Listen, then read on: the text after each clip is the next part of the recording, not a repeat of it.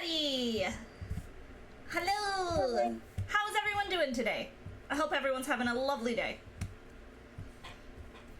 I certainly am. I'm glad you are. Since I'm here with you. Oh, that's so wholesome. That's so sweet. My heart. For folks who don't know, this is Myllaa. Myllaa is one of the members of Mythical Menagerie. Yeah. Best team ever. The coolest. And we're not just saying that because we're very biased. Anyways. No, not at all. Powerwashing.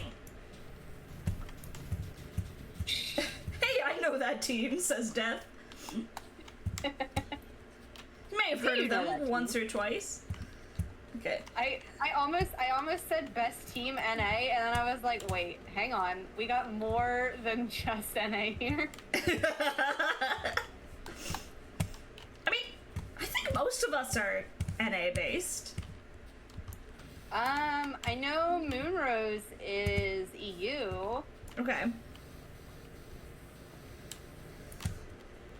What are you spraying?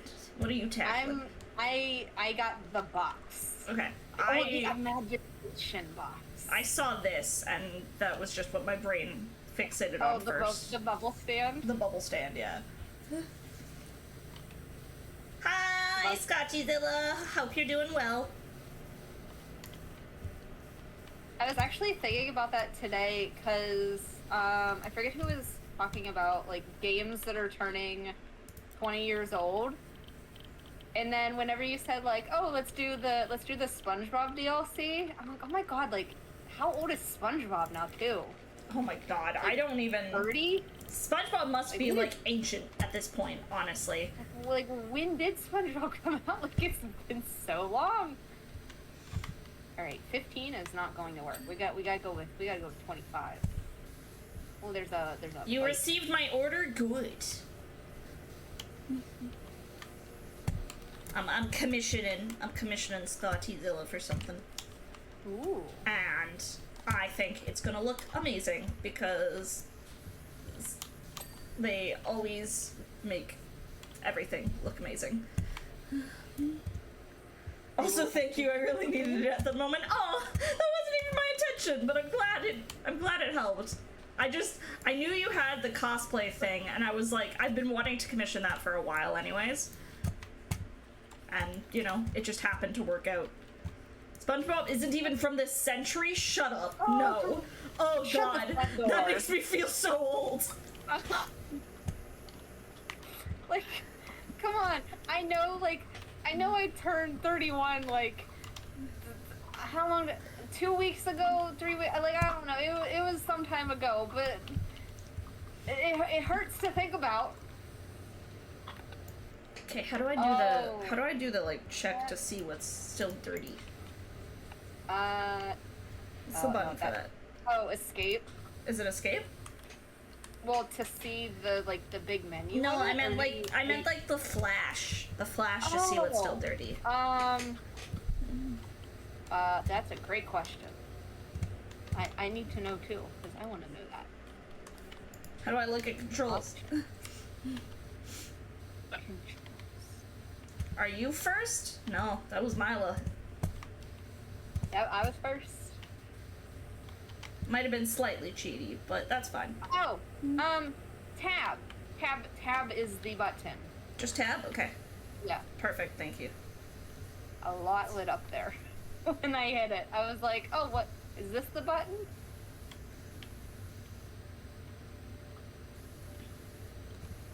Slash is never first, because he always has something more important to do. Cries in I remember the very first episode of SpongeBob. The first one was like the one with like the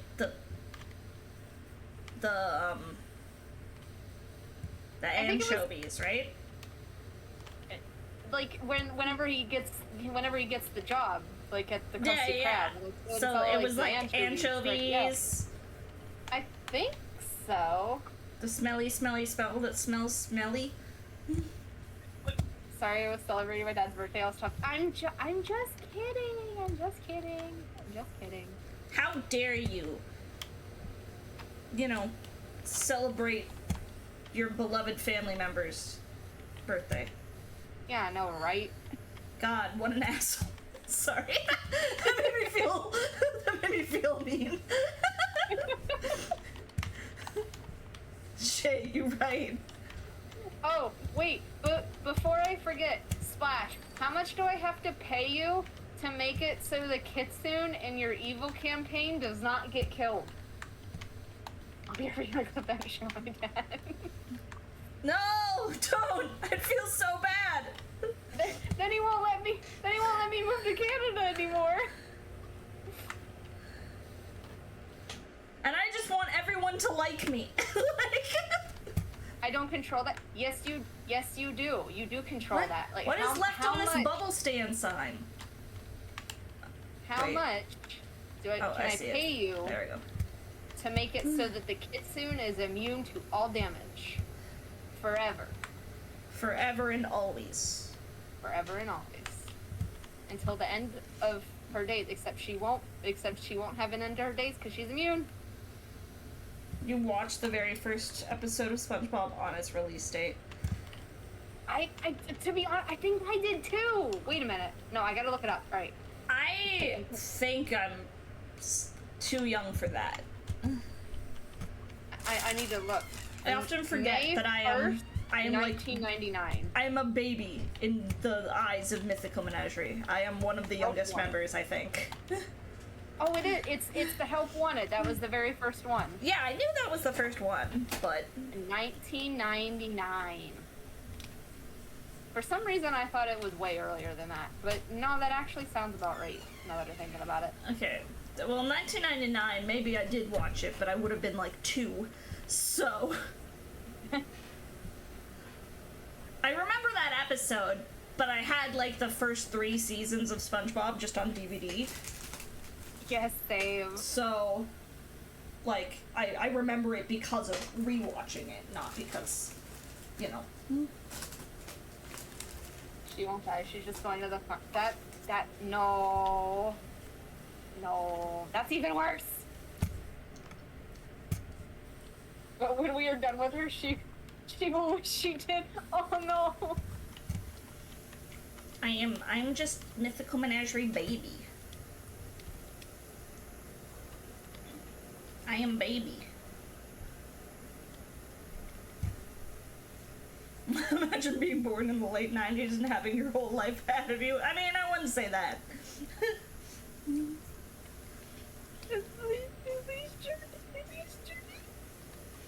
I'm just like, you know, I'm slowly approaching that, like, turning 30 crisis. To be honest with you, like, it wasn't even like a crisis for me. I honestly didn't care. I just played it up because of like the Friends meme. Because I love that show. So like the scene of Joey like screaming like, "Why, God, why?" Like I wanted to play that up. But for me, like I hit 25 and suddenly I was like, oh God, I can't hold my liquor anymore. I want to be in bed by 9 o'clock. Like my teenage years have officially been over for a long time now. Like now I'm getting old. Raiders, you came at a poor time. I had food in my mouth. Hi! Hey, Raffy Players, thank you so much for the raid. Hello. You are also playing Powerwash Sim. Hell yeah. Hello and welcome! Welcome Alien Raiders, hello! Raffy Plays, the purple puppet monster, is your go-to for chill streams and simulator fun.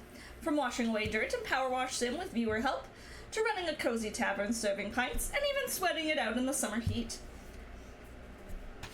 They've got the puppet charm to keep you entertained, plus subs get unique doodles. Join the Monster Madness and be a part of an awesome community. That is a poor time. I wanted food. Is there any left? I do have a half of one half of a sandwich and then the other half. I was like, wait, where's she going with that? I'm like, what? It's So a quarter of a sandwich, yes. That would be an accurate way of assessing that, correct? Squidward, why is your house so dirty? No, half of a half. Got it. But welcome on in, Raiders. If you don't know who I am, my name is Little Appleseed. I'm your friendly neighborhood plant goblin druid. I play a lot of comfy, cozy games. I do mostly indie game content and Pokemon stuff, but I also talk about D&D and musical theater way too much, and do, like, some nostalgic stuff. Just whatever I feel like, really. And yeah, more than anything, I just like to have a comfy, cozy time where we can relax together and de-stress from the craziness of life. And we are power washing today with my friend Lucky Myllaa from my stream team, Mythical Menagerie. Yeah. And someone followed. Raffy Plays, thank you for following. Welcome, welcome. You stop whining at me. No, I'm not throwing that. I don't like that. I don't like that toy. Go get a different one. That's the worst one ever. No, you throwing it at me doesn't change anything. Maybe if I just throw it again. That's literally him no. I tell him no, I don't like that, and he picks it up and he, like, pushes it closer. Oh. But he drops it at such a height that it, like, makes a loud clack on my floor. That's how I feel with my kids at work sometimes, too. Uh-huh. It's like, no, I don't like that, and then they go and do it directly in front of me. And then it's that you're just staring at them wide-eyed, like, why? Why are you like this? Mm-hmm. I need ladder. I'm taking this. That was a weird pickup animation. Squidward's window is dirty. His house is really dirty. All of this garage door. There's not a lot of places that I'm missing, I don't think. What? Don't do that. Don't fall down. Squidward spends all of his time practicing his clarinet. He doesn't have time to clean. I mean, you can't tell he practices, but still. True. It's been 25 years and he still hasn't managed to learn how to play. But he never gives up. Yeah. At least you gotta admire his determination. Yes. No matter, how not good. Gotta admire his moxie, if nothing else. His gumption. His neighbors might annoy the shit out of him, but at least he has passions that he never gives up on.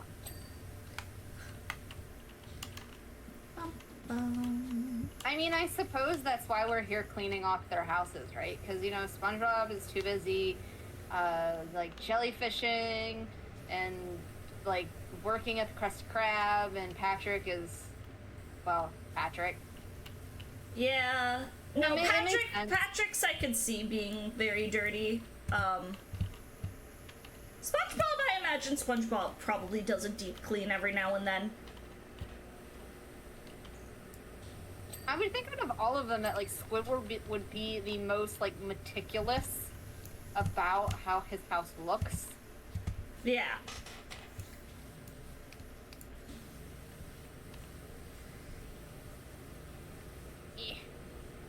Why is it so dirty? It's so caked on there. SpongeBob cares the most, 100%. Yeah. SpongeBob cleans with his face. Have you seen his nose hairs? Have you seen his nose? Wait, does he have nose hair? That's actually information that I don't know. I need to look this up. He does? My Google searches are gonna be really weird. I can already tell. Mm-hmm.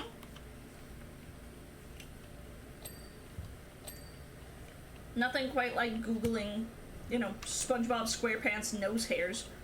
Oh wait, that's right, because he painted with his nose. You're right. Man. You're right. SpongeBob lore is weird. I'm coming to help. You're coming to help? I hate Squidward's house right now. Okay, fair enough. Come on. Also, I said it before, and I'll say it again, folks, but if I pause at all, just assume I'm taking a bite of my sandwich.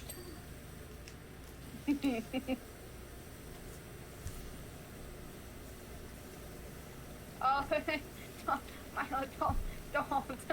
Oh.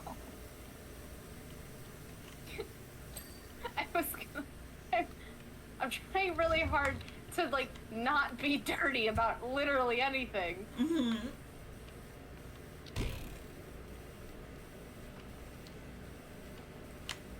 I mean, you can be, it's fine.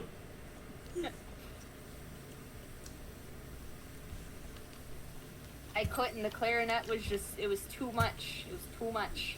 It would be really funny if the closer you got to his house, you just hear shitty clarinet. That would actually be perfect. That would make it a 10 out of 10 expansion or DLC. Oh god, every individual pineapple panel? Yeah. Alright. I guess we're being specific here. It's very specific. No, man, I'm cleaning off Spongebob's house. Can you not see that? This is very meticulous work. But that's something I always liked about this game. Like, it's so meticulous. You've got to get, like, every nook and cranny. And god, is that kind of satisfying. It is so satisfying. Infuriating while you're trying to do it, but as soon as you're done, man. It's such a good feeling. Like, yes, I did that. That was me. I did that.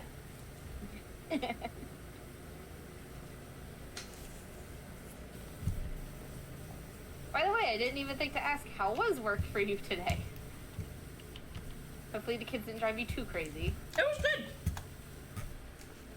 We have, like, low numbers all week, which has been kind of nice. Nice. Which is, you know, extra nice considering my one co-worker is gone with COVID. But... Yeah, I'm pretty sure my dad has that right now. Yay! Wear your fucking masks, everyone. But yeah, like, at least it's been a quiet week. And I start vacation next week, so I'm excited. Ooh, do you have anything fun planned? Or, Yeah, like, are you going anywhere, I guess? I'm going back home to see my sisters. Ooh. Yeah, both of them are back home for like 2 weeks. So I took a week off just to spend time with them. That's awesome. Yeah, it'll be really nice. I'm really looking forward to it.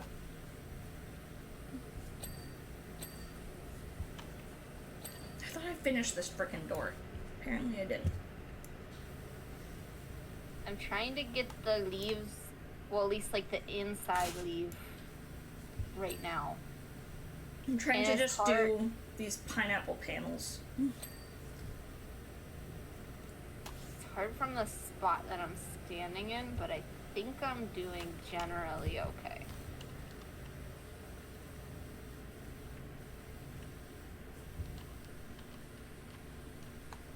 I can't get over, like, just how relaxing this game is in general. Yeah. No, it's super, super chill. Wait, can I, like, jump? Can I jump to it? If you No! leap of faith. I leaped, but I didn't leap enough. Fuck. I got stuck. No! You Oh, got wait, stuck? I Where broke are out. you stuck? Alright, I got it. I got Okay. stuck, like, in the... I don't even know what to call it. Like, in between, like, the top of the pineapple and, like, the like, pineapple leaves. Like, it got me stuck in it somehow. Okay, where's that ladder? I brought it over here.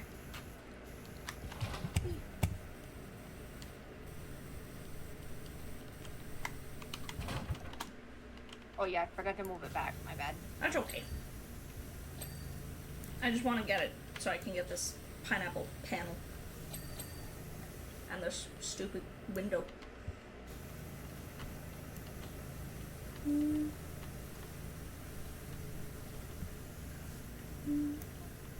There was something like very, very good about the early SpongeBob episodes too.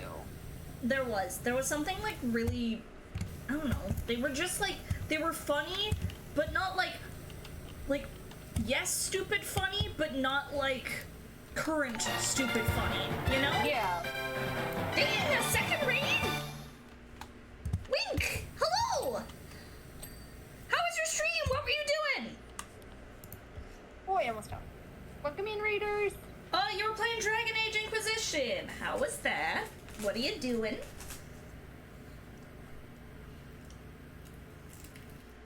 Cowbug raid.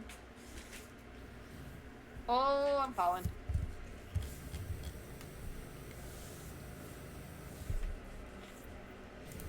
Apple must be taking a bite out of her sandwich. Yeah, I'm sorry. I just knew it. I knew it. Like the timing was just too good. I'm hungry. But welcome on in, Raiders. If you don't know who I am, my name is Appleseed. I am your friendly neighborhood plant goblin druid. I do mostly indie game content and Pokemon stuff, and just games nostalgic to me. Like, I've been kind of on a Sly Cooper kick lately, and plan on doing that entire trilogy. And maybe the fourth game too, if I decide to. But anyways, and I talk about D&D and musical theater way too much. But more than anything, I just like to have a comfy, cozy time where we can distress from the craziness of life together. And we are currently doing some Powerwash stuff with Lucky Myllaa. A lovely kitsune streamer from my stream team, Mythical Menagerie. Excuse me. My voice got caught in my throat. I don't know what that was. Hello there, Apple. How's it going? Is that the potato fashion? Always. It's the peak of fashion. The potato sack dress. It is peak fashion. There is nothing more fashionable than a potato sack. And that's a freaking fact. I still haven't cleaned this entire fucking window. What else is missing? What other spot is there? Oh. There we go. It was probably like rust or something that like you had to really spray at. Yeah. I think, maybe? Yeah, it was like one just tiny spot. It's the way it always is. Fit for all sizes. Even Marilyn Monroe wore one. I would love for a photoshopped version of Marilyn Monroe's head on my body. Just so she's wearing my dress. That would be hilarious. That would be awesome. That would be so funny. Did Myllaa say rust? She did. Not that kind of... Not what you're thinking of. Like, you have no time for rest. We have a Minecraft server to play.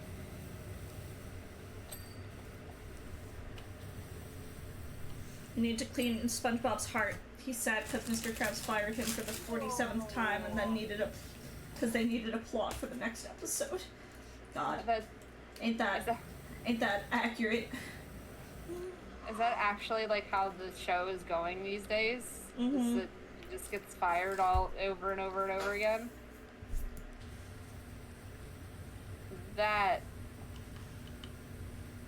actually sucks.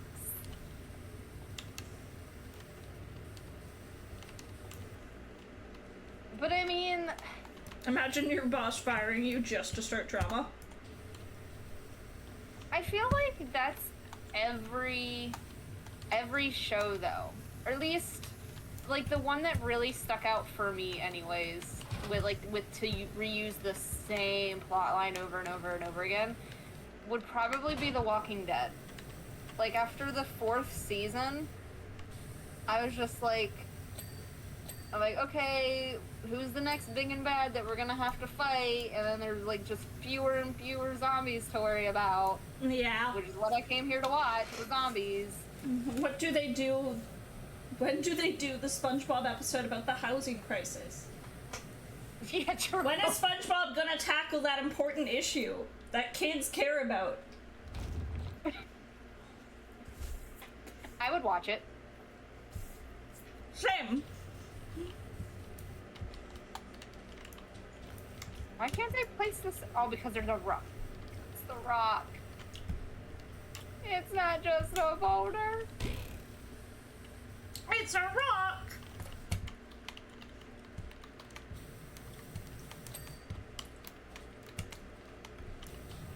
Okay, I think Man, that's this just is a lot the of dirt. leaves.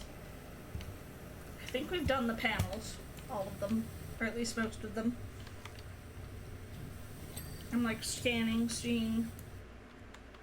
Well, let me look. Where's SpongeBob's pineapple pan? We're missing a couple panels. Oh god. Okay. Well, let's get the leaves done and then could look around for the tiny little bit. There's some panels getting clean. There's some panels getting clean. Yeah, it might just be these top ones because there's dirt like out the top that I wasn't getting. Where's that? Yeet! Oh, frick. I thought I could jump. I tried. I'll go from behind.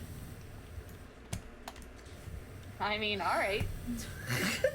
Don't question me. I mean, that's how you want to do it.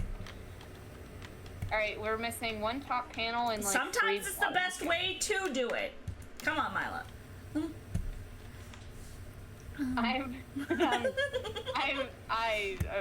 No, go for it. Go for it. I encourage it. Go for it. No, Whatever you have in your mind, like, do it. I'm honestly just waiting for like Splash to say something about it. It's okay. If Captain was in chat, he would too. I think he's playing games though, with a friend. I'm more interested in how Patrick pays his property tax. That's an episode I want to learn about. One of the stupidest moves I think modern SpongeBob episode made was to say Patrick's rock was actually a turtle shell all along. And the turtle was just sleeping the whole time. What? Wait, that's a thing? I guess. Sorry, what's up, internet bad tonight? I'm like, nothing. Nothing at all. I made a joke about the best way to do it is coming from behind. That's it. I just remember, like, stopping watching SpongeBob when there was one episode where, like, SpongeBob got a sliver.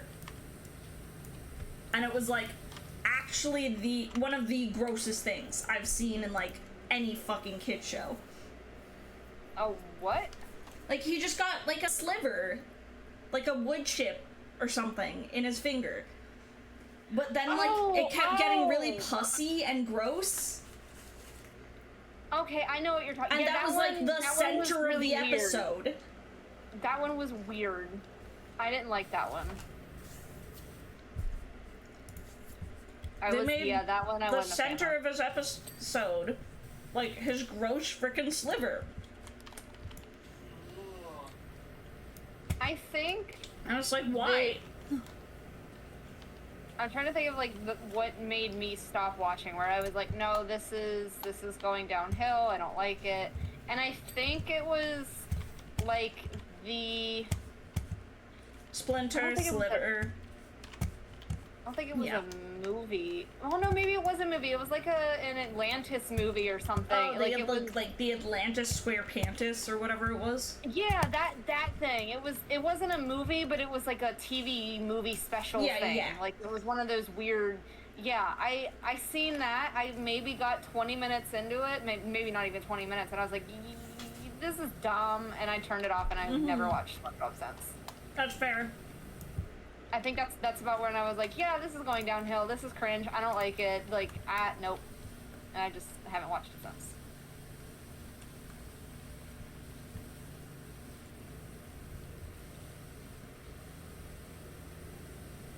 I think the peak was honestly, I think like my favorite episode was the episode where SpongeBob and Patrick basically had a baby. They were taking care of that clam. And that was it. That, like, best episode.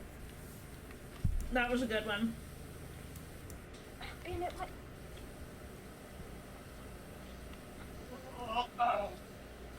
Damn dog.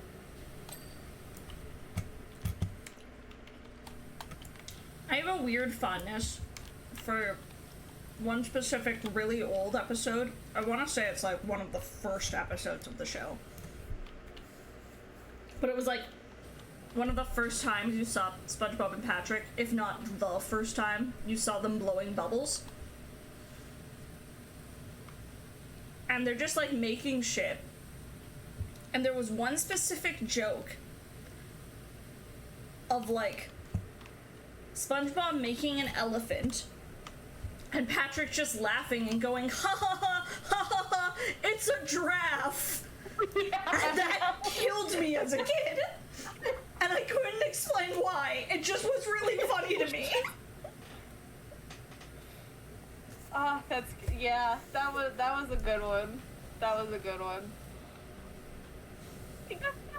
Nothing can beat those like older like episodes of cartoon, because like they weren't trying.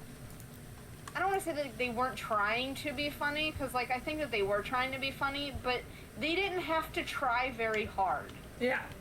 Now it feels like, you know, whenever they're writing this stuff, like they're trying really hard to make it funny, and it's kind of like a forced funny. Yeah, they're trying hard to make it like, you know, appeal to kids.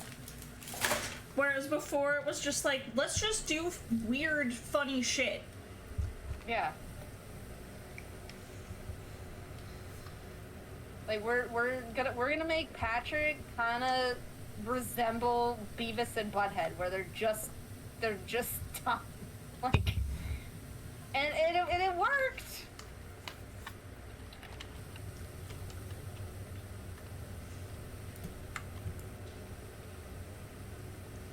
Honestly, I think I would SpongeBob still be did watching have some cartoons if we did fucking it. banger songs.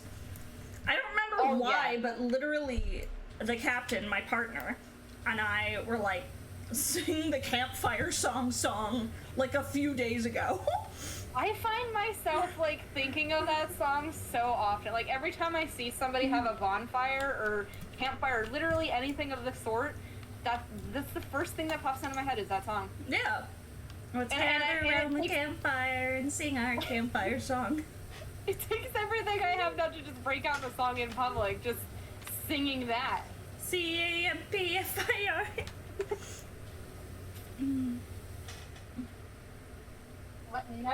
Never forget what they took from us, by the way. Never forget. Never forget what they took.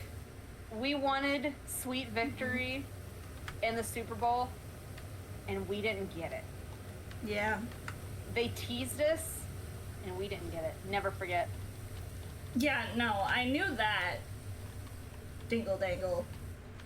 Or dingle danger. Oh my gosh, my brain. But How design show now where his already established family is thrown out the window in order to give him a completely new. because What? he needs to have a classic sitcom like family. For some reason. But why? Because it I don't know. Why? Why though? I don't understand. Yeah, and that's another thing. Like, I don't... Like, shows don't work when you take just the comedic side character and give them their own show. Sometimes it works. I think. Well, I wait. can't think of any good examples. Yeah, that's why I was personally. like, wait, hang on. I'm like, do we have anything like that? And I'm like, Granted, I can only think of a handful of times where it has been done. But I feel like it was done more back in the 90s, where like you had those shows, like the shows All That, or like the Amanda show and stuff, where like they did little skits, and it's like, oh, like these actors are actually really good together. Let's give them their own show. But like for cartoons, it's different. Yeah, that makes sense. Like, I don't know. I can just, what I'm picturing is stuff like,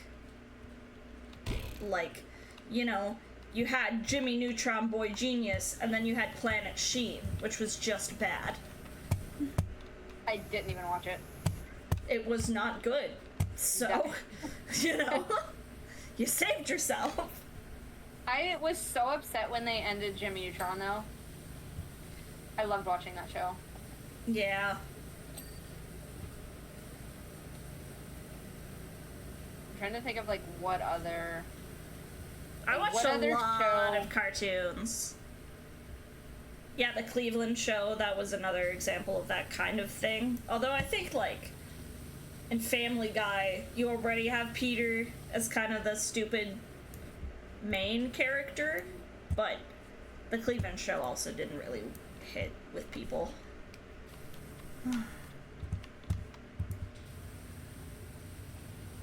This might be a hot take. Mm-hmm. But I did not watch, because I did not think it was a good idea to do a reboot of Full House. That's fair. I didn't like that idea, and I did not watch it. No, I think that's valid, honestly. Because, like, I know I've said it before. I was like, oh, I did think that was a good idea, and I don't really want to watch the show because it's not the same. And people are like, why? It's so good. You're so weird and crazy. And I'm like, okay, but... I don't know. I heard people say that, like, it was good, but, like, certainly not Full House good. You can't beat the original, though. Yeah. Like, can I jump? No! You did it! I didn't make it completely to the top, but that's okay. You made it over there, though. Proud of you. I don't think it's gonna work out either. Okay. Okay, you're doing great. Keep going. You're killing it. I need to make my gun shorter. Hang on. But there we go. No, there was like, there's a weird amount of just like reboot type things that usually aren't very good. Like, I'll swear by Boy Meets World, but like Girl Meets World sucks. Yeah. Yeah, I'm not a fan of that either. iCarly. Oh yeah, they got a reboot too. I did not watch the reboot. I've heard the iCarly reboot isn't bad. I haven't watched it, but I've heard that. Well, that's good. I mean, I might give like some of them a chance just to like see if it's really is it really as bad as like they're made out to be. I don't know. It just like, it's sad that we live in a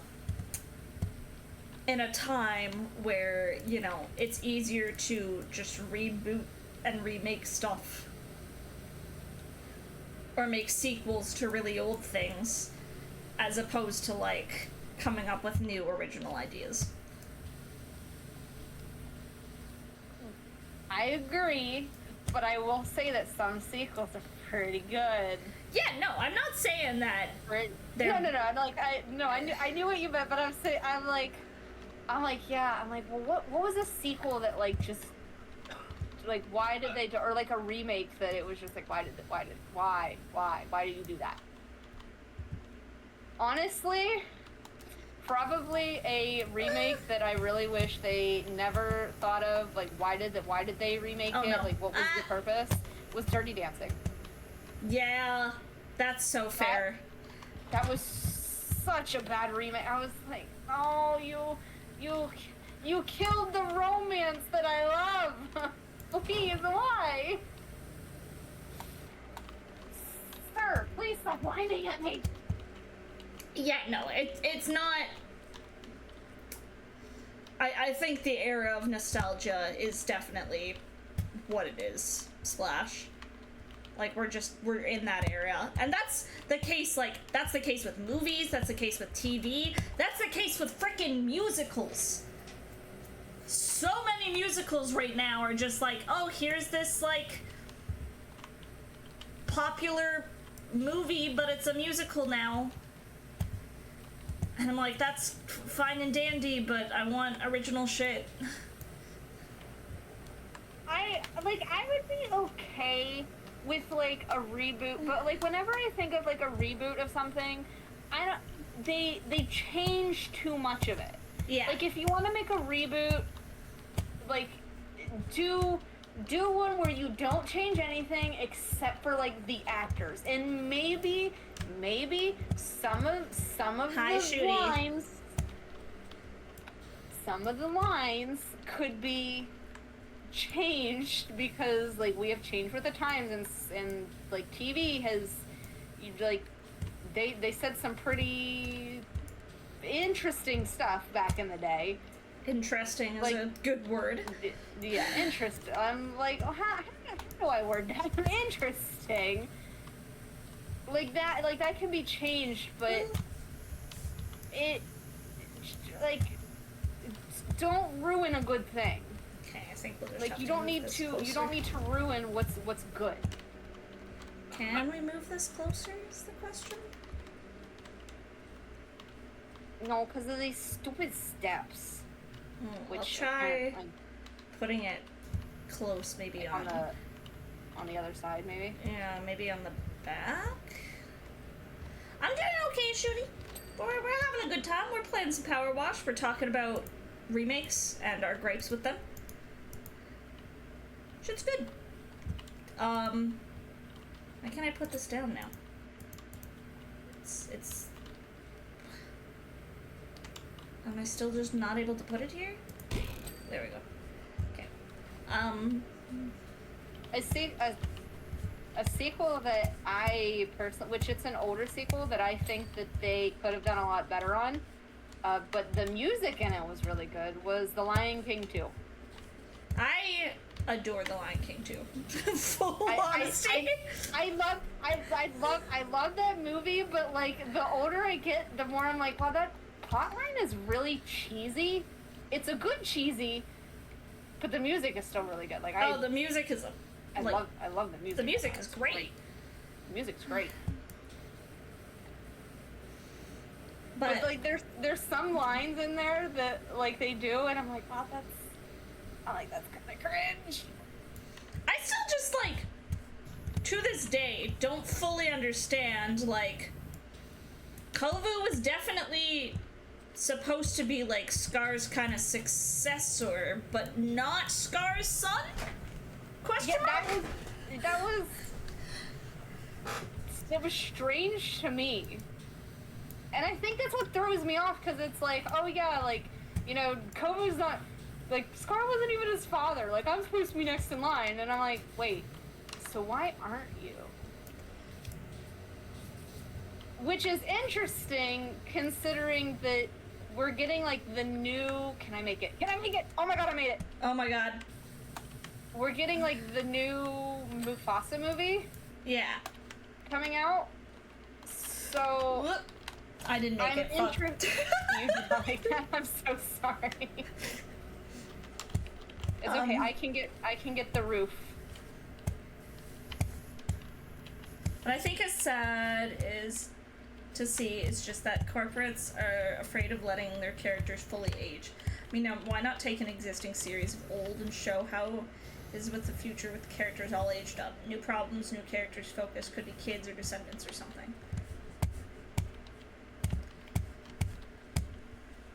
Yeah, I think that's, like, something that I love about, like, certain shows is seeing characters actually, like, age. Because, like, yeah, no, that's the way people are. People age. That's real shit. Let's ignore Pokemon. Let's ignore Pokemon, because nobody ages in there. Okay. But I love Pokemon, so, Well, yeah, like... yeah, we are gonna ignore that, because that's fine. We're gonna ignore that, because that's the exception. Did we get all of Squidward's house? Oh, wait. Yeah, I think, maybe? Just doing, like, a... Oh, there's something on the brow still, apparently. Yeah, the brow and the door. The door? Yeah, apparently I did. Oh my god, there's something still... There we go, I got the door. Well, what brow is it? The big one, that's like right there. This one. Yeah, like the brow. It wasn't registering in my head. Oh wait, it might be like underneath, like in between, like the eye. Oh, I see it. I'm like trying to kind of like get up on the ladder here and. Okay, turbo. Oh, there we go. There. Nice. Cool. All right, I think Squidward's house is done. Nice. Okay, now let's tackle Patrick's. What, Bandit? At least this one, like, makes sense. Patrick would be gross and grubby. What happened to Patrick here? There's an outline or an imprint here on the thing. I don't want to wash it off before you see it. Patrick is fucking dead. I think He's that's dead. what happened. He's dead. But no, I like remakes and stuff can be good so long as I think if they do want to change something, justice. yeah, if they do want to change something, I think they need to keep it consistent at least. Yes. Like, I take, like, live-action Disney remakes as a great and terrible example of this. Of, like, I think the Cinderella remake wasn't too bad, because I think it took the original established story of Cinderella, but changed enough that it wasn't boring and just Cinderella again, but kept that consistent with the story of Cinderella. That one is a hard one for me, just because that they've remade it like so many times. Like there's so many like Cinderella variants. Yeah. But I mean, like it's a good story to do. No, I mean I'm it makes sense. Stan of the, Rodgers and Hammerstein Cinderella. That's my favorite Cinderella tale, but Hang on, I gotta look it up. What year did it come out? I couldn't tell you. I have no idea. It's the one that's like based off the musical, but the one that I remember the most is the one that I think it came out in like 2014, 15. It's got Lily James and Richard. So yeah, Madden that's the actual like Disney one. Like that was the Disney live action remake. I like that one. That's the one I was talking about when, talking about remakes. It's not my favorite Cinderella story out there, but that's fair. That's probably the only one that Cinderella story, I think, with Hilary Duff is the one I remember a lot. Honestly, fair. Actually, that's a good point, because it comes up in my Facebook reels like all the time. Yeah. and I don't know why. But Just I just specifically the line of "waiting for you" is like waiting for rain in a drought, useless and disappointing, and it's like that's such a weird line.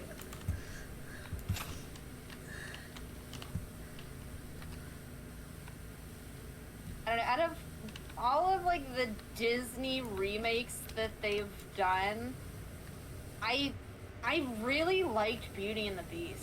I thought that one was really good. I have mixed feelings on Beauty and the Beast. Most notably, I wish that they had let, because what little I remember hearing of her singing voice in the previews was actually kind of nice. So I wish they didn't auto-tune Emma Watson so hard. Oh yeah. I can agree with that. There's songs from the Beauty and the Beast musical that I think would have been great for that live-action remake that were just not used. Specifically, the song Evermore, which was like their original song. Y'all do yourselves a favor and just look up I Can't Love Her from the Beauty and the Beast musical. Such a beautiful, like, powerful song about Beast's, like, descent into realizing he loves Belle and that, you know, he's gonna fucking die and be stuck like this, basically, if she doesn't... I think they did put that in the other one. Or in the remake. There's a shittier, worse song. Okay. Not that one. Okay. There is a song that he sings, but it's less good. Okay. I'll have to look that up. Because I was like, wait, I was sitting here thinking about it, I'm like, but I thought he did, and I'm like, did he? No, he has a song, it's just not It's If I not Can't the Love one that Her. you're thinking of. Yeah. Okay. I have mixed feelings about it, and this might get some Disney purists to crucify me. I thought Gaston was a better villain in the live action than in the animated. No, I agree. I think in the original animated, like, he's, you know, the type of villain he's supposed to be, but he's a better just character in the live action. Oh yeah, I agree with that. He's not... In the original, I think he's just supposed to be, you know, a douchebag from the town who wants to kill the Beast. Whereas in the live action, I feel like he's a bit more of a actual personality. The actor played it really well, though. Yeah. I mean, still He did a good arrogant job. as fuck, of course. Oh, yeah. But it wouldn't be Gaston if he wasn't. Exactly. And then, like, Maleficent is a fantastic, like, way to do a live-action remake. Whoa! What the fuck? What happened? I went flying!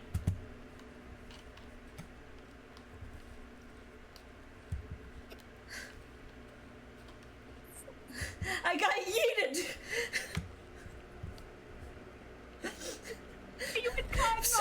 I'm sorry. Hang on. Wait, can I do that? Can I get up No, there? hang on. Bring me. Okay, you ready? Yeah. Oh, it didn't. Oh, no! Wait, try here. Let's try it again. Okay, let's try again. Let's try again. I wonder if it was because I was on like the antenna. Okay, you ready? Yeah.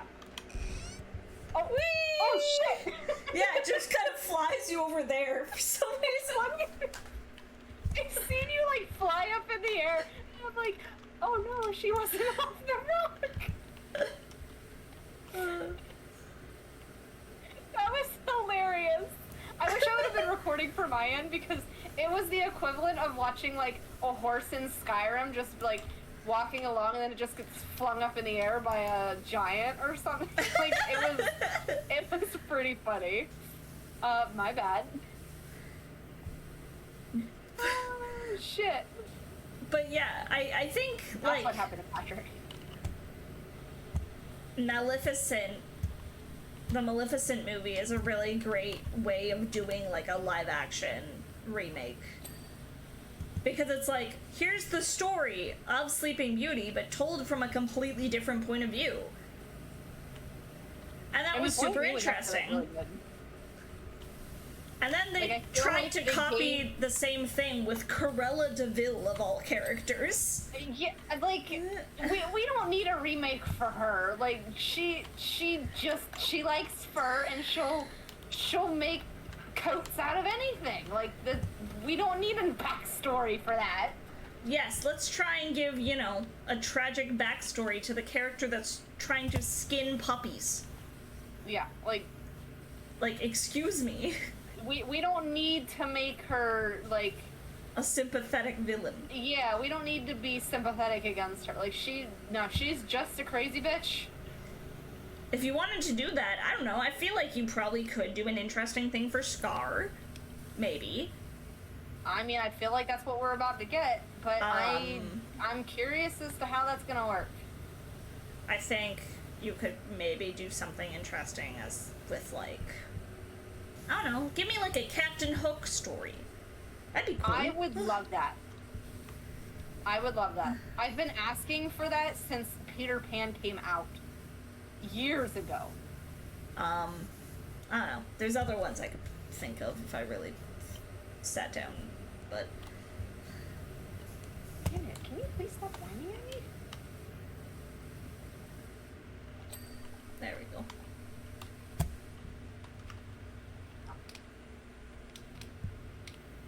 They made her even more crazy.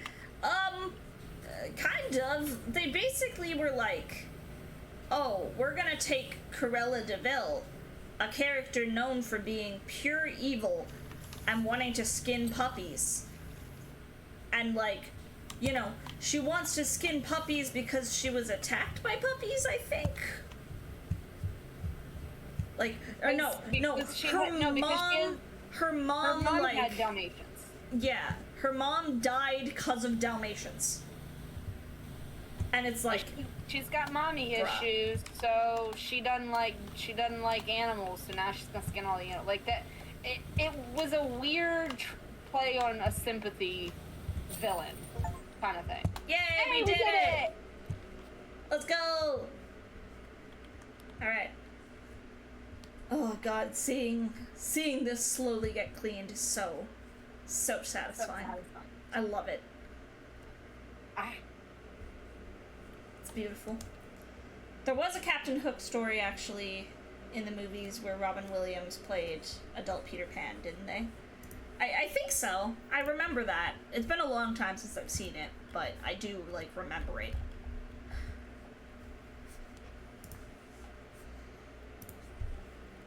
Ooh. Alright. Bikini Bottom Bus. Rock Bottom.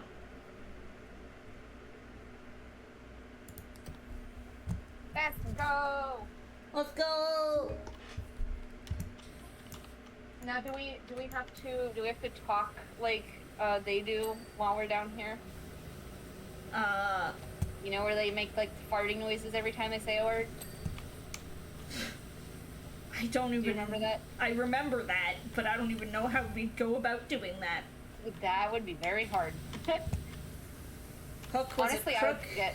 Who used a gang of kids to do street crimes, if I'm not mistaken. Cool.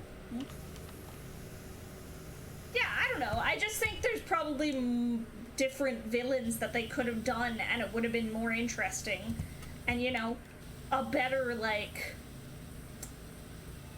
trying to play the other side of the story type narrative than Cruella de Vil. That one, it was weird. Like, I like that we get a backstory, like, on villains. I don't like that, for her especially, that they tried to play the sympathy card with her. Yeah. Like, that's not a character that deserves any sympathy. Like, you know, yes, you had a, you know, bad childhood or bad adulthood. like your mom didn't like you or something. Like, I don't know, but you don't skin puppies because of it. Yeah. No. I don't know what the thought process was of, yes, so, Mr. Disney, I have this movie idea, okay, for Cruella de Vil, where we try and make her sympathetic and make it kind of justified that she wants to skin puppies. And someone was like, yes, let's greenlight that. It was probably like a really slow month in the office, and they were like, "This is the only idea that you guys have come up with. Like, we gotta make it now. Like, because no one's come up with a good Disney movie in 3 months, guys. Like, so we gotta do it." Yeah, no, a Gaston movie would actually be kind of interesting, especially because, like, you know, from what we've seen of Gaston, he's just an arrogant asshole. Yeah, like why is he arrogant? Has he always been an arrogant asshole? Yeah. Or was it the town, like, I don't know, hyping him up that made him an arrogant asshole? Why does everyone in town trust him and adore him so much? Is it just because he's buff as fuck? Or did he actually, you know, maybe do some good deeds back in the day? And then all of that just went to his head. Yeah. That's what I'd like to see. That would make sense. And it wouldn't necessarily, like, make me sympathetic towards his character. Like, oh yeah, like, this is why he's a douchebag. It's okay. Like I feel bad for him. Like, no, he's still a douchebag, but, like, why? Yeah. Like, why? Like, I want to know, like, what made him out to be that way? What did these people tell him? I don't think it would make me sympathetic towards him at all. I think it would just be like a, oh, that's kind of interesting to get, like, backstory to this villain.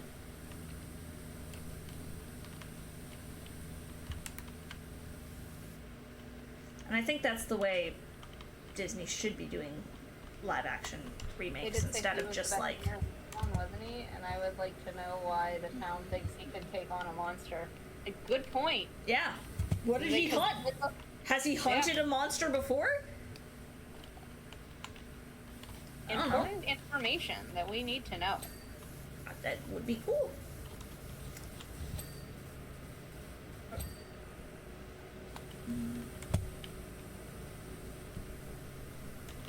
I mean, I think that's why I would be okay with them doing a lot more, like, Lion King style movies, because there's so much more backstory and lore than was ever put in the original three movies. Yeah. Yeah. I'm gonna say 3 because, like, the Lion King, like, 1.5 was technically the third movie. Also, it's great. I love Lion King 1. That was so good. When that was announced, I was like, there's no way, like, this is an April Fool's joke. This can't be happening. And then it did, and I'm like, oh my god, I want to see this movie. And it was great. Loved it.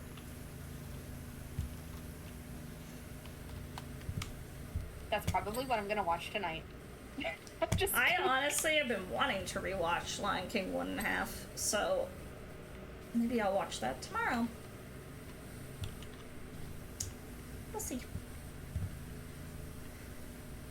I watch it tomorrow. I'll have to watch it whenever I get home, because my friend wants me to go to Michael's with her. I'm off early tomorrow.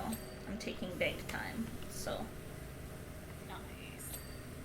I don't mind going with her, but I did specify, because she wanted me to go with her tonight. She messaged me at like 4 o'clock. She's like, hey, what are you doing? I said, killing time until 7. And she's like, oh, I wanted you to go to the store with me, or wanted to go to the mall with me or something. I'm like, no, sorry, can't. I got plans. I pick any other day, please. Any other day. And she's like, okay, let's go tomorrow at 1 o'clock. And I'm like, bitch, I'm streaming tomorrow. I'm like, fine. You know what? I've been good this week with my stream schedule. But before I cancel stream, I know I'm getting up and texting her because she's so flaky. Oh, gotcha. I'm like, Alright, I'll get up, I'll text you, and see if you're still interested in going. And if you're not, I'm playing Sunhaven. Like, Hell yeah. Sunhaven's like, so fuck good. you, I got plans if you don't want to go. Sunhaven's so fun. I love Sunhaven. I love love that other people are getting into Sunhaven. God, I've been into Sunhaven for so long. It was on my wish list for a while, and then like I feel like I took it off because it was in not early access but like in development for so long that I was like, oh, like this game's not gonna come out, or I was just like, oh, it's been on for so long, I don't think anything's gonna come of it. So then I removed it, and then it got released, and I'm like, well, now I'm interested again. I have to play this game. But I had to wait until it went on sale, obviously, because... No, I mathed it out over on Trix's channel in her chat one day. I think after I, like, raided her or something. And I had been playing Sunhaven from the day it got put... Like, from the day it technically came out in early access. I played 3 months after it got put out in early access, and it was in early access for like 3 years. Oh yeah. Like, I was really in that hesitant. early. I'm always hesitant like with early access games, like getting them that early. But like seeing it was like in early access for 3 years, I'm like, well, like it'll get released sometime, right? I'm also hesitant. The only reason I got it in the first place is because Captain and I, this was before we were dating, but we were just playing Sunhaven, or playing Stardew together, casually, and he was like, hey, there's this game, it's describing itself as kind of like a high fantasy Stardew, would you be interested? And I'm like, gosh, it's expensive, I don't know, because at the time it was very expensive. Yeah. And to be frank, probably not worth it. But he was like, too late, bought it for you, play it with me. And played this game. And yeah, we loved it, so. That's how me and Splash got interested in it. We were looking for like farming sim style games, because that's what I really like playing, that were multiplayer, but wasn't Stardew, because like I have Stardew but I've never played it. I need to, but my problem with Stardew is that I go through phases in Stardew. Like, I'll play Stardew obsessively for like, 3 weeks, and then I won't touch it for like 4 months. That sounds like Minecraft. Yeah, that too. I've told you the story of how Captain and I started dating, right? I don't know. I fully contributed to Minecraft. Because I had, my ex and I had gone through, like, a rough breakup. And so I was looking to play with games with my other friends more. And we had, like, a Minecraft server that Captain owned that all of us, like, used to play on.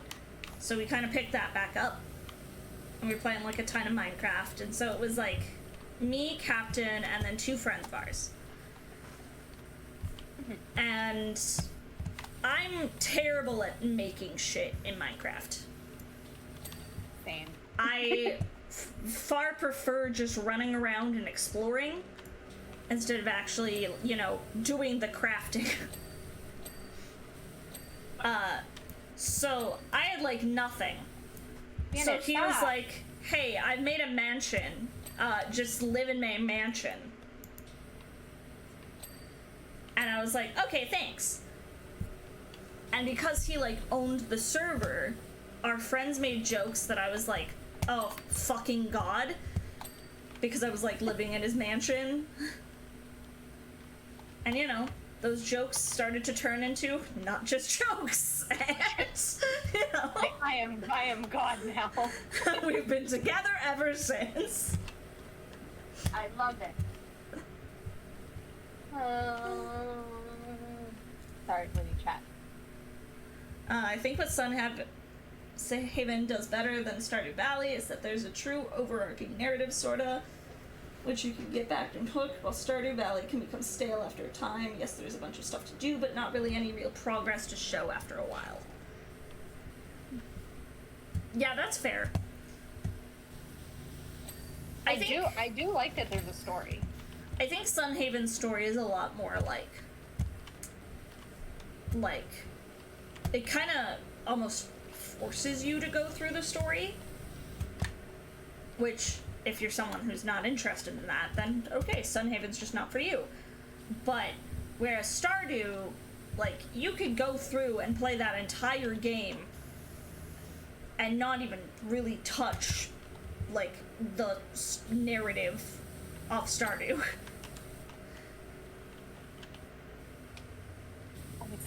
Oh, I'm like, what? I'm like, what's so pretty? And I love story-heavy games, so I'm all about Sunhaven in that regard. I'll be sad for like missing playing it tomorrow, but at the same time, I've also I know that. Oh shit! Sorry, I didn't mean to put it there while you were. No, it's all good. It won't even let me put it back down. But I haven't seen her in like 4 months. Yeah, no, that's fair. So it's like yeah, I want to stream. Yeah, I should stream, but it's also like you're missing a stream for something fun, right? Yeah, because I know I'm going to Barnes and Nobles tomorrow after we're done at Michael's, because I know that's where she wants to go. Stardew doesn't really have a narrative. It's just you inherited a farm from your grandpa. Now enjoy your new life. I more meant with Stardew's narrative, like stuff like, you know, you can. The dateable characters each kind of have their own little stories. There is like the building the community center and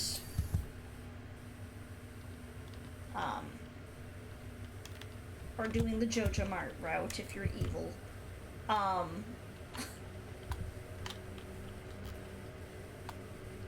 But you know, it's just where is this? Oh, it's right here. Capitalism.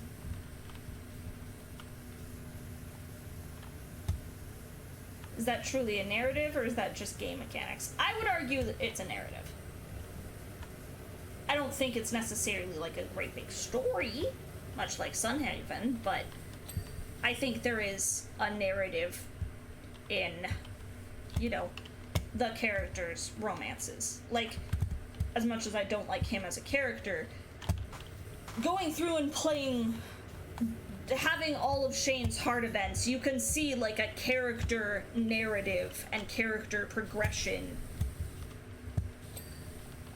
and like as much as I'm saying not a story there with that one character and the other characters too.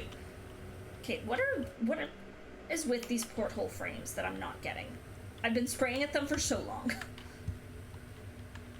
Oh, there's like little divots in them. Which one's the other one that, oh, it's this one. It's like, damn it, I can't, it's too small. There we go. Let's go.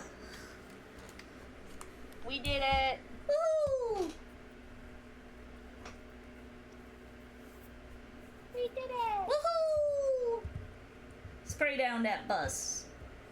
We only got $65 for that. Jeez.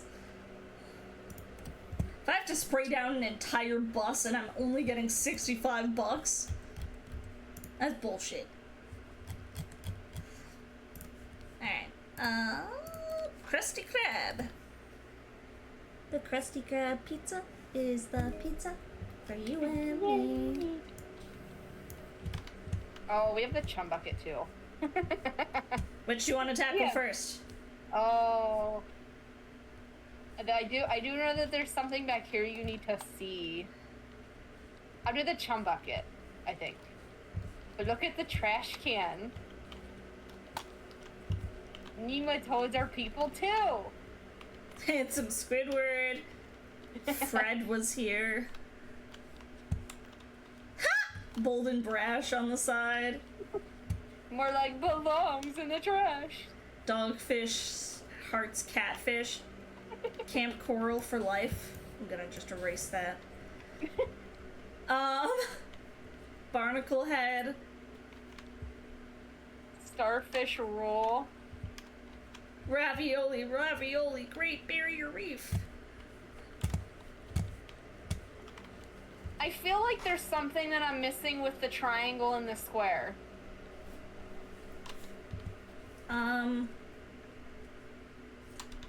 Oh, it's... I think it's when Mr. Krabs was describing Mrs. Puff. Oh, maybe. He's like, we're not talking about this or this, we're talking about this. Okay, what are we doing first? Chum bucket or Krusty Krab? I'm going for the chum bucket. Okay, we'll tackle this together first. Okie dokie. I'm gonna go all the way up to the top. Meatball, meatball, spaghetti underneath. Ravioli, ravioli, Great Barrier Reef. Well, can I go higher than this?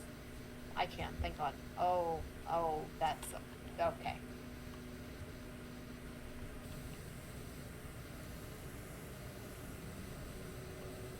The biggest fist ever.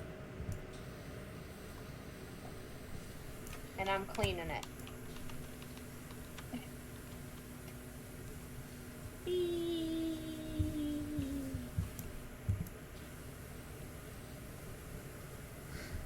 Like I do every single time I play Powerwash Sim, I gotta ask, what on earth happened to get this stuff so dirty? I know. Like, did they, like, have a mud fight or something? I remember the one, like, backyard that you have to clean in the base game.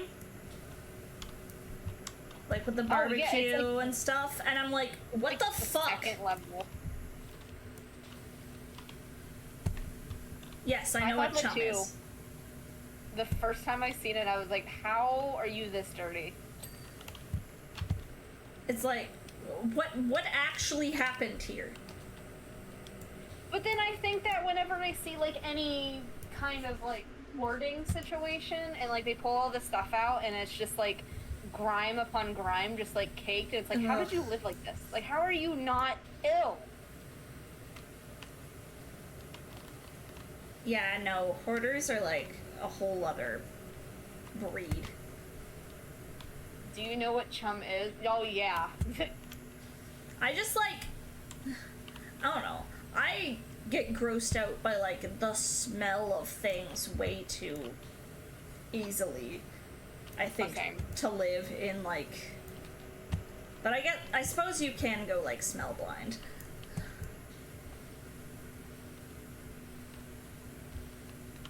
Which is horrendous. Honestly, I totally get it. Death, can you delete the bot? Thank you. Gross. Thank you. Gross. I've never been more thankful for, like, a cold or even allergies that have, like, clogged up my nose as I have whenever I'm changing, like, a very smelly diaper. Yeah. Yeah, no, I 100% feel you. Like, this is when it pays off to just have your nose plugged. Mm-hmm. Death just took another soul, yeah. Although, let's be real, bots don't have souls.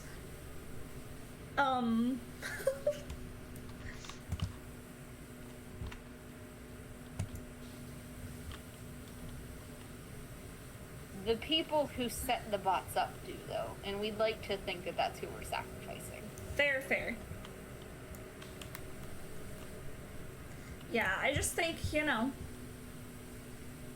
that it's gross that people can kind of just live and I understand, like, hoarding's kind of a mental illness in and of itself, but like those who don't, I'm thinking of like this situation where, which I'm not gonna use any names, but people that I've stayed with in this past week found out, seen pictures, and I was like, how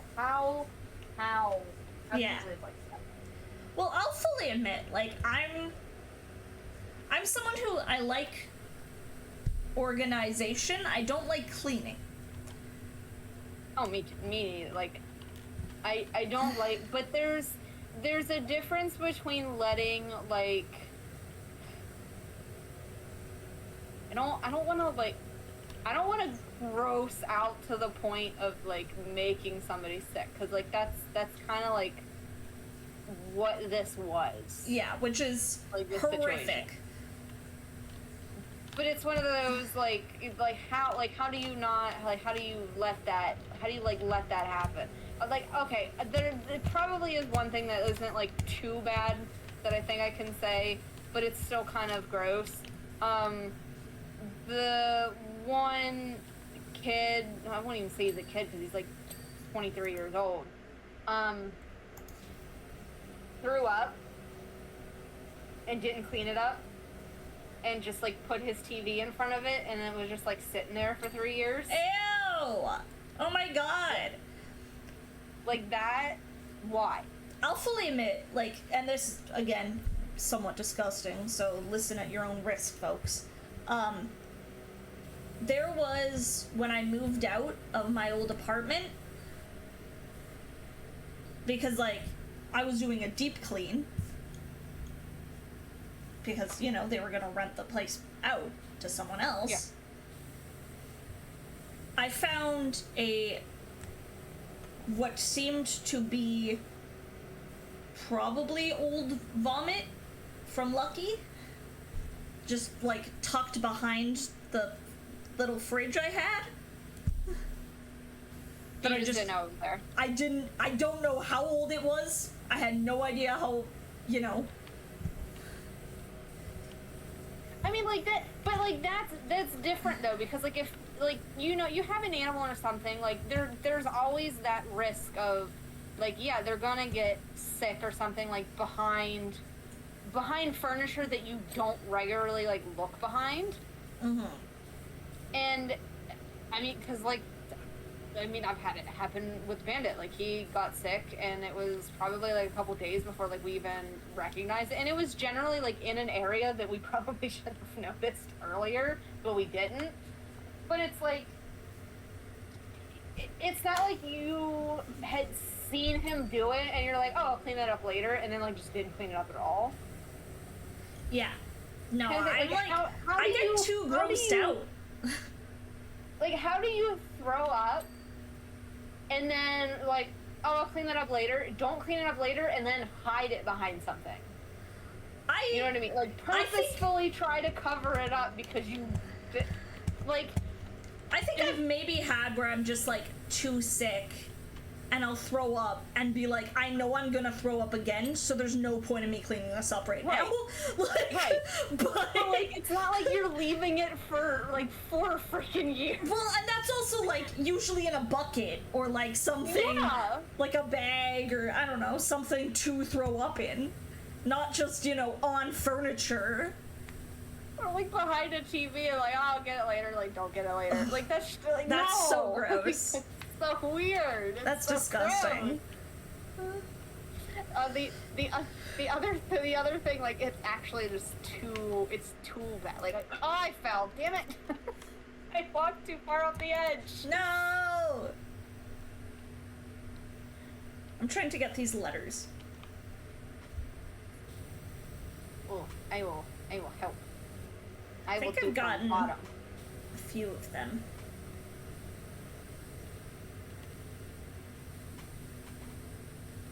Stop whining at me. This U is being a pain.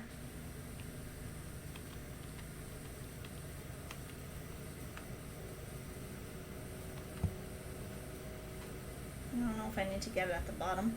Something gross that I have forgotten was once I went through my collection of bags I've used over the years, and in one bag I found an old bread box, which I'd forgotten, and you can imagine the rest when I opened it. Oh. Look, I think everyone's had, like, forgetting about gross shit. That's fair. Actively, you know, covering up gross shit? That, yeah, like, that's where it gets to be, like, oh, like, because it's kind of, wouldn't that would make your house smell, wouldn't it? Yeah, well, presumably. Not necessarily, I guess. I mean, I guess it depends how much Febreze you use afterwards. I don't know. I've seen pictures of the after effect of them moving out, and oh my god, it was so bad.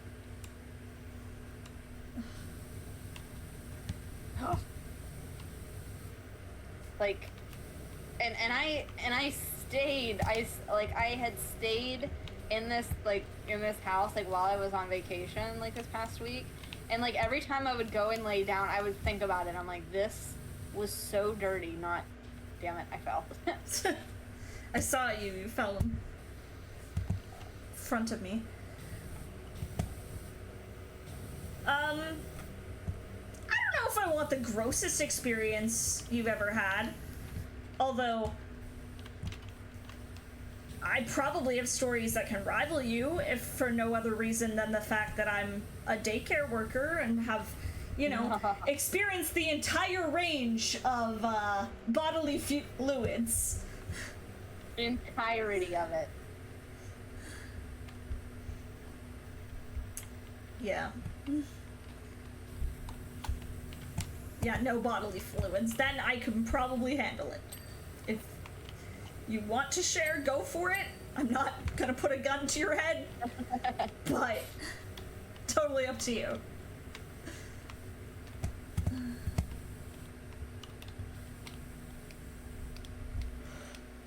Honestly, whenever I worked at the preschool, I could handle the dirty diapers, like. Oh, I had no issues with it. The vomiting is what got me. The one story I'm particularly thinking of, I'm not gonna go into extreme details.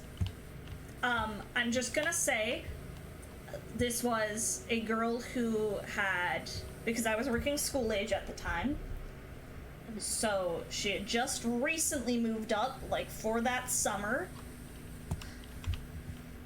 Still, I think, was 5, but, like, going into grade 1.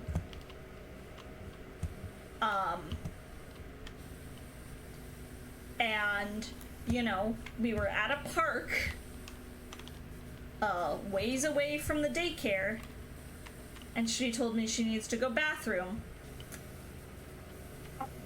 And then proceeded to be like, and, like, you know, number 2.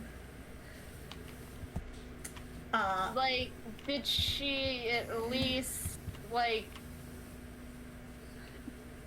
I'm hoping that she just didn't do it in her pants. She... Or did she? Let me finish. Okay. Now I want to know the whole story. I don't care how gross it is. I want to know how this story ends. She, you know, was like, yeah, I need to go, did not, like, you know, did not want to hide and try and do it privately. There also wasn't a great place to do that. But I was, like, prepared for that because I'm like, I have tissues, you know, they're not the best toilet paper, but it works. We got, like, wipes and stuff. I can make do. Like, go behind that tree or something, like, we got this. And she's like, no, like, can you please walk me back to daycare? And I was like, okay, it's not a super far walk, but it's like at least a 10-minute walk. Oh. So she was like, oh, it's okay, I can hold it till then. She did not hold it till then. And she had to walk back. No, it was... Oh. This was summer, this girl was wearing shorts, it was liquid. It went down her legs, it was horrendous. Poor girl. Oh, she was mortified, and the worst part was she kept apologizing to me. She was like, I'm sorry, this is so gross. Like, I'm sorry you have to clean it up, and I'm like, you're fine, sweetie. Like, I feel bad for you. Yeah, I feel like, no, it's fine. Like, accidents happen. Like, you didn't shit on me, so like, what am I gonna do? Like, yeah, like, no, I had gloves. Like, I mean, it was gross, and I didn't want to do it, but like, I'm just glad you're okay. oh, that poor kid. I've had that happen to like 3-year-olds, and they get so upset. Yeah. Where it's like it's just so it's so bad, and even like when they wear like they're still in like diapers or pull-ups or something, and it like comes like leaks out through the sides. Like, I want to cry for these kids that get so upset and like so embarrassed, because it's like I get it. Like, I always felt so bad when like, because I work with 2-year-olds now, so I've got like that age where they're just starting to potty train. Yeah. And like, so many of them will be so upset with themselves when they have accidents, and it's like, no, sweetie, it's okay, accidents happen. Like, you're still learning. Just wait until you get to be 60 years old, you're gonna have that problem again. But I don't know if like part of it is maybe like there's some, you know, at home maybe they get told like, oh, you had another accident. Yeah. Like, if that's treated as a negative thing, and it's like, it's okay. You're That's why I never allowed to understood. have accidents. Like, That's why I never understood, like, you know, like the sticks and stones will break your bones, but like words will never hurt you. Yes, they can. the words will hurt you worse than sticks and stones. Yeah. Like, I'd rather take the sticks and stones. I have severe trauma, y'all. Like, sorry, that was dark. But No, it's okay. So I'm like, no, I get it. Like, I have PTSD. Like, I know what you mean. Like, I'd take the sticks. At least I can heal from that. all I'm saying is I've never had a broken bone. I've fallen on a lot of sticks and stones. Yeah, exactly. But I have pretty bad anxiety and panic attacks. That's all I'm saying. Exactly. Feel that. Damn, you're doing a good job on this roof. I'm meticulous. I was trying to tackle like the sides here, but it's getting to a weird angle. Is there like a ladder somewhere? You can move that big ladder around, because I didn't get the top of the glove, because like the ladder is in a weird angle. I'm just gonna move it a little bit closer to this side. I think you can rotate it too, so it's not like. Oh, can you? Yeah. That'd be ideal. I can't remember what the button is though. Oh, I can't pick it up whenever you're on it. I was gonna be like, oh, let me see how you rotate.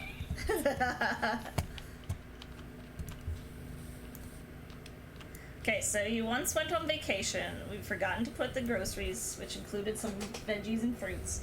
When we came back, we found the kitchen with many flies and maggots on the ceiling. Oh my god, ew. Oh, that hurts. Those who said words will never hurt you clearly haven't been yelled at for reading too loudly. You can read too loudly? I imagine there's parents out there. Oh no! That was me being sarcastic to myself, because I've actually had a teacher say that to me. Oh, gotcha. And like that was my response. They were like, "You're reading too loud," and I'm like, You can read too loud? Wait, what? How do you not hear me? I have a tiny voice. I need to speak up.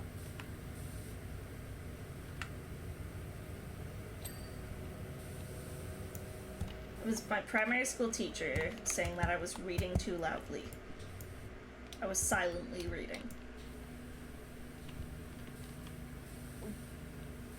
What? Some teachers, though, just get Who's like... that teacher? Some teachers get off on bullying kids. Like, I swear. I had some like that. And granted, this was not in high school or, like, elementary school. This was when I was in university. But I had a dance teacher, because I was a theater student and I was taking, like, a intro to musical theater dance class. So the way this dance class worked was basically you took this and then the intro to singing class, and then you could apply an audition for the musical theater class. Makes sense, makes sense. And I did not know anything about dance. This was, like, very much described as, like, yeah, it's an intro dance class, like, it'll teach you the basics and teach you, like, to dance and these... You're here to learn how to dance. Yeah, these specific, like, styles that are related to musical theater. I'm like, cool. But I'm interested. I need to learn that. I want to learn that. I love the idea of dancing. Like, I fucking adore watching dance shows. Like, Same. I can't dance to save my life. Used to binge with my mom, like, every season of So You Think You Can Dance. And Dancing with the Stars and all that. Which, to be honest, most of the time my mom and I would watch for the other dancers, not for the stars. Yeah. Like, we'd be like, oh, we know this dancer, but... I mean, like, they're celebrities. Like, they don't need more. Like, we're here to see the other dancers. Yeah. But this, like, dance teacher absolutely expected you to know what you were doing. And hated you if you didn't. Then why was she in intro to, like, dance? What? Because she was just a mean bitch. But, like, she specifically bullied me directly. Like, would actively take opportunities to, like, shit on me and yell at me, like, openly in front of the class. Like, to the point where I would have, like, my classmates be like, are you okay? Actually? That's whenever you know it's bad. Whenever other people are like, are you alright? Like, alright, this is getting too much. Like, what's going on? That's when you know it gets bad. And I have one specific memory of her. We were doing, like, I don't even know what style of dance we were doing, but she was yelling at me that I needed to, like, relax my ankles more. And I'm like, okay, I'll try. You know, we go back to doing it. She stops after, like, watching us for a while and yells at me again that I need to, like, relax my ankles. I'm like, okay, like, I'm trying. We go back to doing things. She stops again, grabs my ankle, and is like, you need to relax your ankle. And I'm like, I am physically incapable of being more relaxed.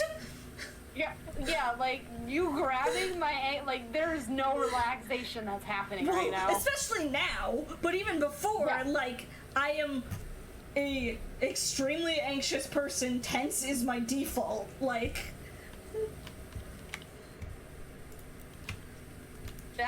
I am so sorry that happened to you. I mean, it's... at that point, like, after I took that class, I was like, I don't even think I want to take the musical theater, like, audition for it anymore, because if I have to deal with her, it's not fucking worth it.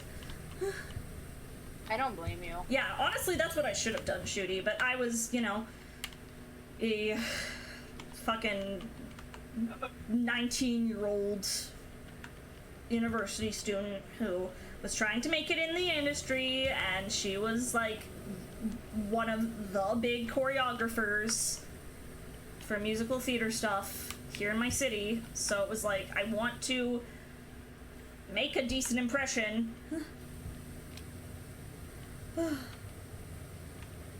Oh, is that whole wall clean? Holy crap! Yeah. Nice. I've been tackling the walls. Very slowly, but I've been doing it. I got the roof done, but that's all I managed to do. What is this teacher's name? I need to know for reasons. For reasons. I will not say the name for, you know, fear of doxing myself. Although I will just say, fuck you, Brenda. I'll say her first name. I'll give you that. Brenda, you suck. Yeah, fucking Brenda. I hope your ankles fall off. Fall off, damn. Yeah, I wasn't sure where I was going with that one, so I had to What finish level it. of threat are we going for? Ankles fall off.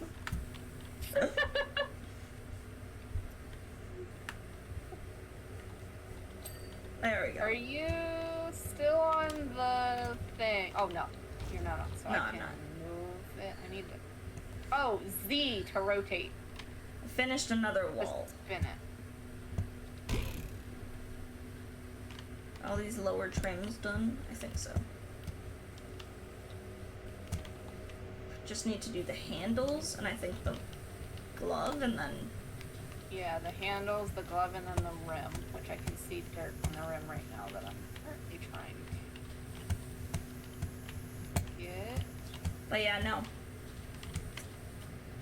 I was pretty fortunate that for the most part, a lot of my, like, actual school teachers were pretty good. Mine weren't, and I think by the end of high school they didn't like me because anytime I had a problem with them, and would come home and tell my dad, he would be in the office the very next day. Good. I just, like, my dad, it wasn't good for a lot of things, but he was, like, he worked at the arena, like the hockey arena, that was, like, literally 2 blocks away from the school.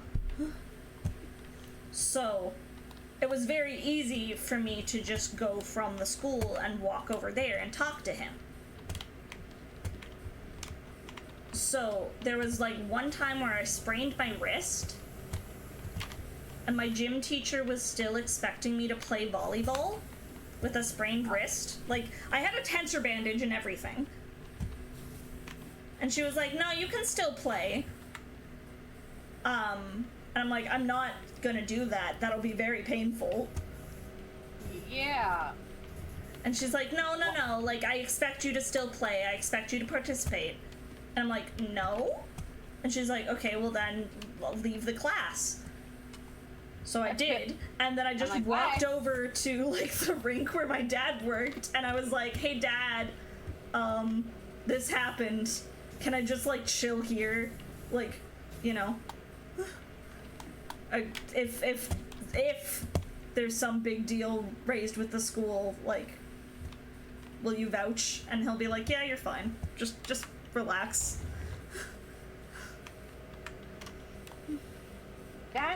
What? That's just asking you to, like, get the rest of you broken. Yeah. Okay, so the very all right, this glove is starting to become a pain in the ass. How so? Because, you know, like, the top of the glove, yeah, like, inside, like, where the hand goes, yeah, that's dirty, too, I can't reach. Oh, God, okay. So I'm trying to figure out how to...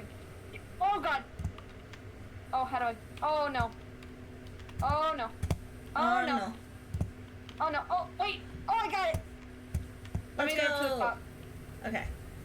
Oh, I've that was scary. gotten the handles, I think.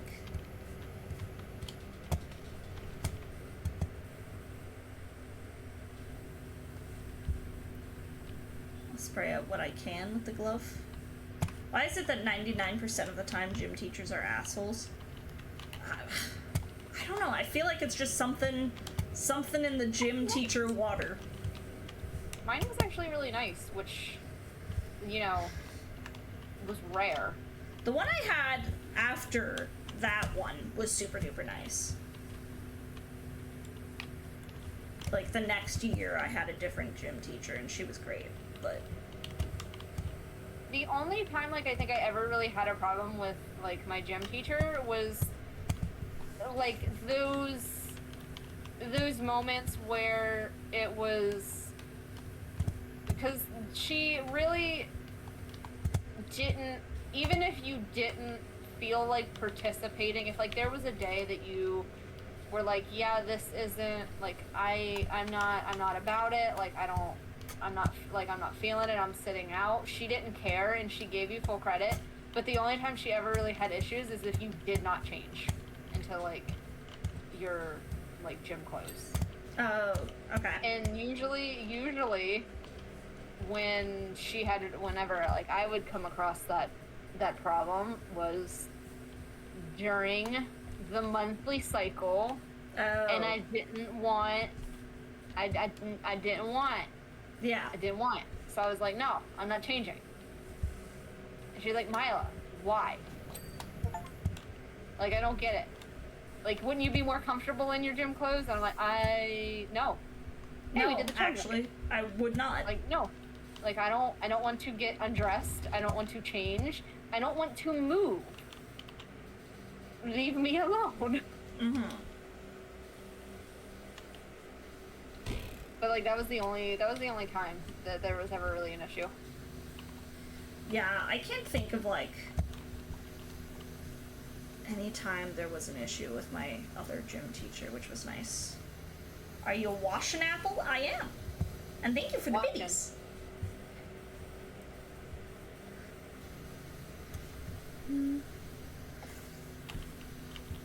But, like, yeah, my gym teacher I had the year after that shitty one was, like, so nice. Oh, do you want this? I can jump onto the roof so that you can... No, I'm doing the under part right now. We're okay currently, Okay. but I forgot all about the sign. Whoops. it's all good. But yeah, like, I had one day that I like What are you eating? the day before I had, like, had a bad panic attack and was having, like, breathing issues. And she was, like, very chill with just letting me kind of, you know, like, yeah, still participate, but if you need to, like, hang back, take care of yourself first. Yeah. And it's like, that's good. And then I had, like... I like the ones that are understanding like that. I had, like, some teachers that were just incredible. Oh, that scared me. Sorry. I was like, oh my god, it moved. Sorry. It's okay. I just wasn't expecting it to fly by my face, and for whatever reason, I thought the game bugged out. I was so invested in cleaning that I just didn't realize.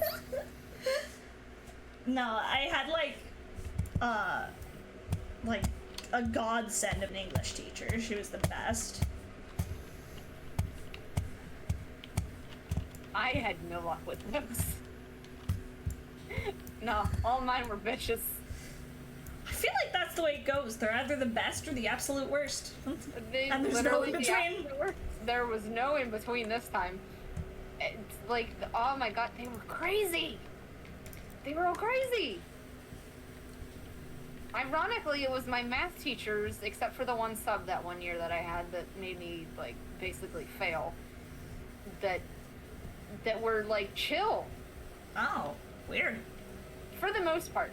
Like, whenever I originally, like, whenever I made it to Algebra 2, because the teacher that did Algebra, she did, like, the Algebra 1 as well. And whenever I was in that course, I only had her for, like, 2 months, and then she went out with surgery for her leg, and she couldn't walk, so... the substitute that came in didn't teach anything, so didn't know anything. Okay. And I had to get a tutor to, like, you know, get me through. Oh boy. Being able to do it. So whenever I made it to the second course, I'm very particular, especially with math, that I can only learn it one way. And if you teach me one way, like, I can do the problem.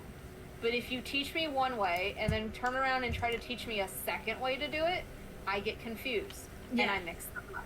And so what ended up, like, happening was that she, like, every day that we would come in, she would check to make sure that we, you know, did our homework or whatever. We'd turn it into her. And then she would write the homework for the next day on the board, and then she'd get started on, like, the equations and how to do them. Mm-hmm. So she would give one example, and I would watch it, and I would turn around and be like, okay, I got this. And I would do the homework right there, like, as she was teaching. Yeah. Because I'm like, it's there, I know how to do it. And she had a huge problem with it at first. She's like, well, I'm still teaching, like, that homework is for home, not for now. Which she did, like, she would give us probably 10 minutes at the end of class to start working on it. Mm-hmm. I would start working on it, like, 10 minutes into class. And she didn't like that. I don't understand, like... And it took a while for her to be like, why are you doing, like, you, like, I'm still teaching, like, I expect you to, like, listen and watch. And for me, like, I finally was able to get it through her head that, like, I know how to do it, I'm doing the work right, I can't learn 2 different ways in the same sitting. Because then you're not going to get the answer that you want out of me. Yeah. If you want me to do it right, let me do it the way that works for me. Yeah.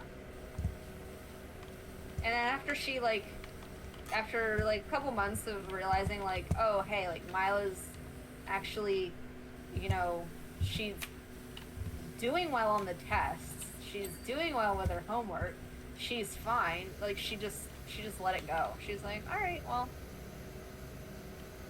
she's doing the work, if she's doing it right, who cares? If you're still doing it correctly, that's what matters, really, I guess. Yeah.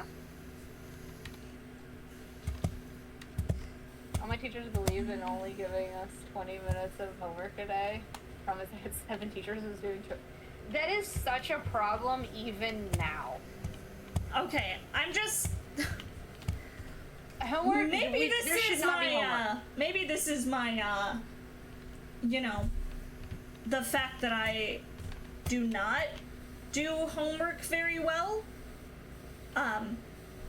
2 hours of homework was a goddamn blessing. If I only had 2 hours of homework, that was the best shit. Oh yeah, 100%. I was usually working on it for like 4. Like I would come home, be working on it, would eat, take a shower, and then still would be working on it. Yeah, no, I only took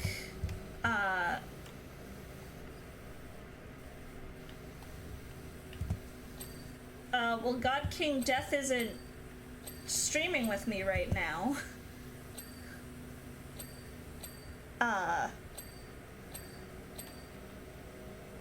But I suppose news first? Yeah, news first. But no, like, I only took, pre-calculus, because I was not a math person, and I'm still not a math person. You can give me literally any topic to write an answer, or write an essay about, and I will do it immediately. but you give me a single math problem and I'm fucked. I could write an essay. I don't know if I could do it immediately. Like, if you gave me a topic and you were like, you know, write me like 1,000 words about this topic, I would have to like sit down, and in my brain I'd have to be like, okay, how do I want to word this? Because like getting like what's in my head onto paper is harder, but like once it's onto paper, like it's a process for me. Like, I can write really well, it's just getting what's in my head onto the paper usually takes me a while. Yeah, no, I consider it a talent that, like, I think if you gave me, like, maybe 5 minutes of adequate prep, depending on what the topic is, I probably could give you an impassioned rant about something that would go on for at least 15 minutes. Oh yeah, like if it's a topic that I like and I know well, I could go on a rant for it for forever. But if it's something I'm saying you could give me any topic.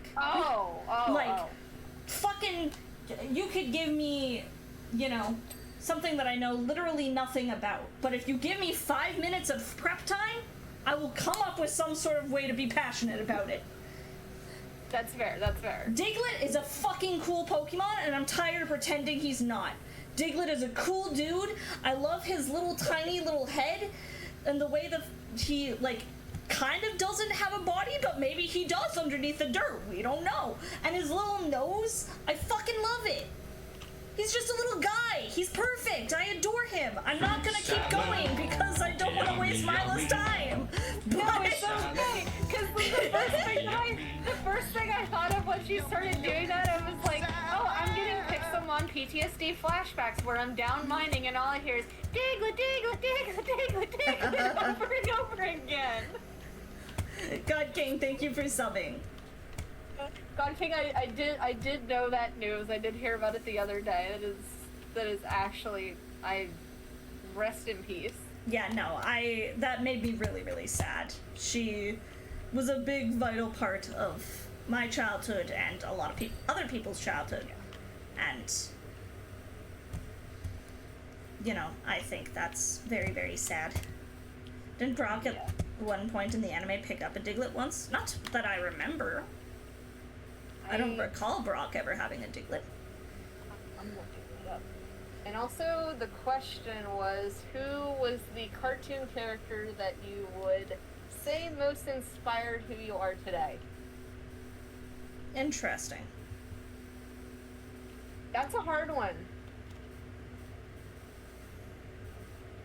That's hard. Inspired in what way?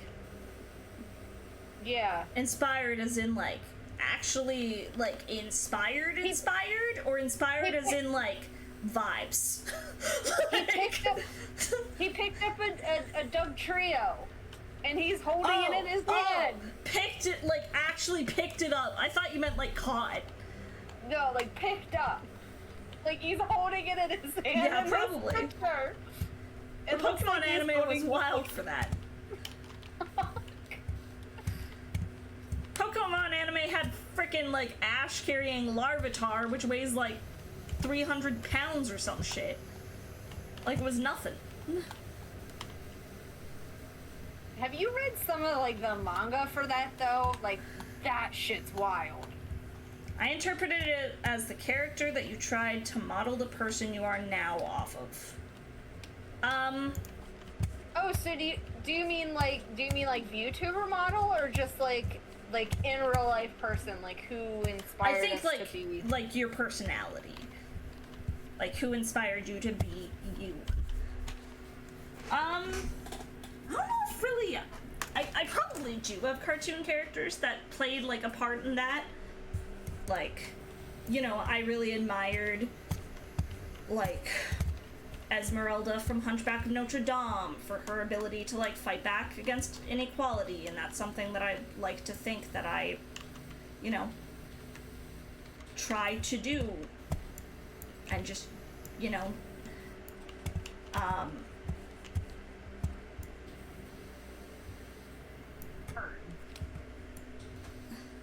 but I don't know. Whenever people tell me to, like, say folks who inspire me, it's a very cliche answer. But honestly, like, my biggest answer is my mom. Like, my mom and I are so incredibly similar, and I, you know, share a lot of my passions with her. And I just think she, in general, has inspired me more than any other person.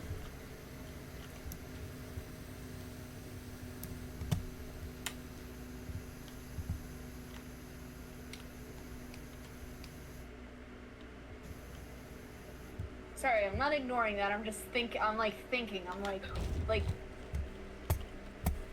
because like an IRL person, I think would be easy, but it's the cartoon part that's throwing me off. Because I don't. There's really a cartoon character that, like, I feel. Well, like, I don't know. Like, it's hard for me to be like, oh yeah, I think I'm like this cartoon character, because I don't. I think that would be easier for someone else to be like, oh, you remind me of like this cartoon character, as opposed to me saying like, yeah, I'm like this person, because I don't really.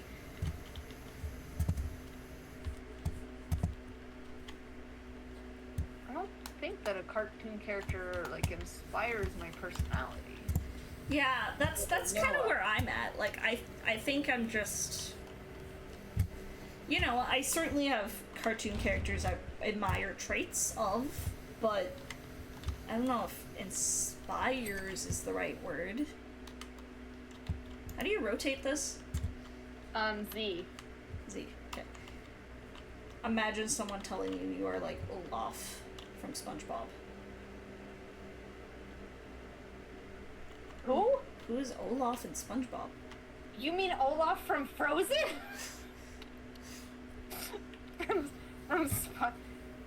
from SpongeBob. Yeah, it's definitely a mixture of things, but I don't think I have a good answer. Because I know, like, I feel like I'm still really introverted, but once I get comfortable, I feel like I'm more outgoing, but it's more of, like, my experiences have defined me as that person before, because, like, I've gone through certain situations in my life where I'm like, you know what, like, I'm not going to be that, because before, now, like, back whenever I was a teenager, I was shy, didn't talk to anybody. Yeah. And it got me into some situations that I wish I hadn't gotten into. Whereas now it's like, I'm not going to be that shy person anymore, and I'm going to be more outgoing about my feelings and, like, what, you know, stuff like that, that's why my personality is the way that I am. Yeah, I think like more than anything, it's just experiences and stuff rather than like characters and stuff. Like, I don't know. I'm someone that for like the longest time, like, the idea of saying to someone, hey, that makes me kind of uncomfortable, would have been like, I would rather die than say that to someone. Even if it's 100% true, I can't tell someone that I'm upset or uncomfortable with something they did I'm able to do that now, and that's like huge for me. Yeah, like, I wasn't able to, I think mine was, I wasn't ever able to say, wasn't ever able to, like, say no. Oh, same. Oh my god, same. Like, I was such a, like, people pleaser. Like, I didn't want to offend anybody by, like, oh, no, I can't do this. So I'm like, yeah, I can, even though, like, I would struggle. Now it's just, like, if I don't want to do something, and, like, obviously for more reasons than I will, delve with right now, because I actually can't delve right now. It's like, if someone's like, oh, you need to do this, and I don't want to do it, I'm like, well, fuck you, no. Like, I don't want to. Yeah. Not gonna do something I don't want to do. Within reason. Like, within reason. Like, if it's something, like, for work and I have to do it, like, that's different. But if it's, like, I'm thinking of, you know, like something simple, like, oh, like, Myllaa, play this game, and I look at it and I don't like it, no. Where before it's like, oh, Myllaa, play this game, and I'm like, oh, okay, and I play it and I hate it, but I play it anyway, because, like, something like that. Why didn't any of you tell me my model was freaking out? How long has it been doing that?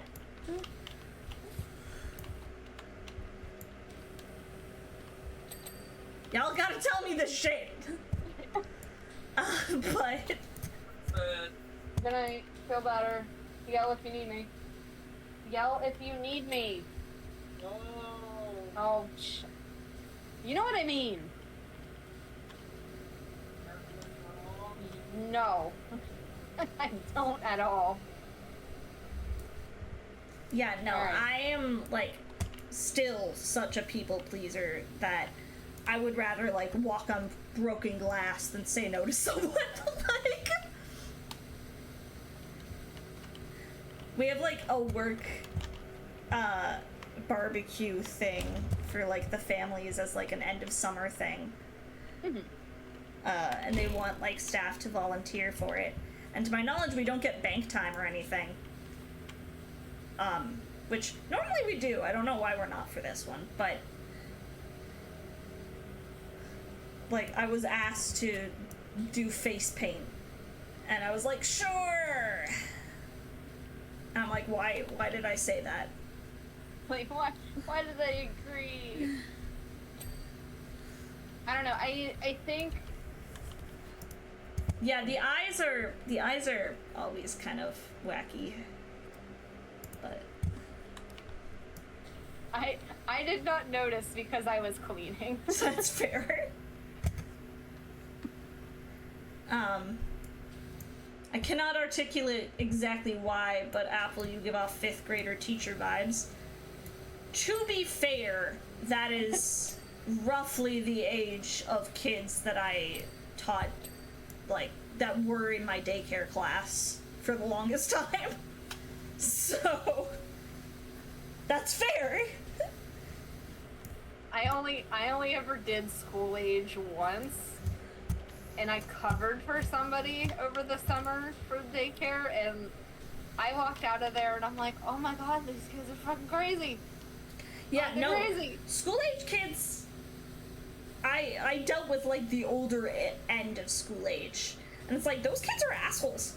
They're straight up mean. Yeah. Like, a lot of them are fucking dicks.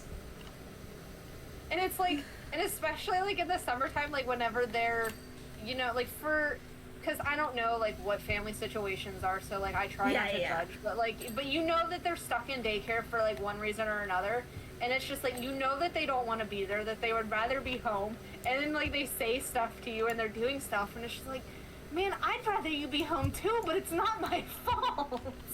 Trust Like, me, I also don't want you here.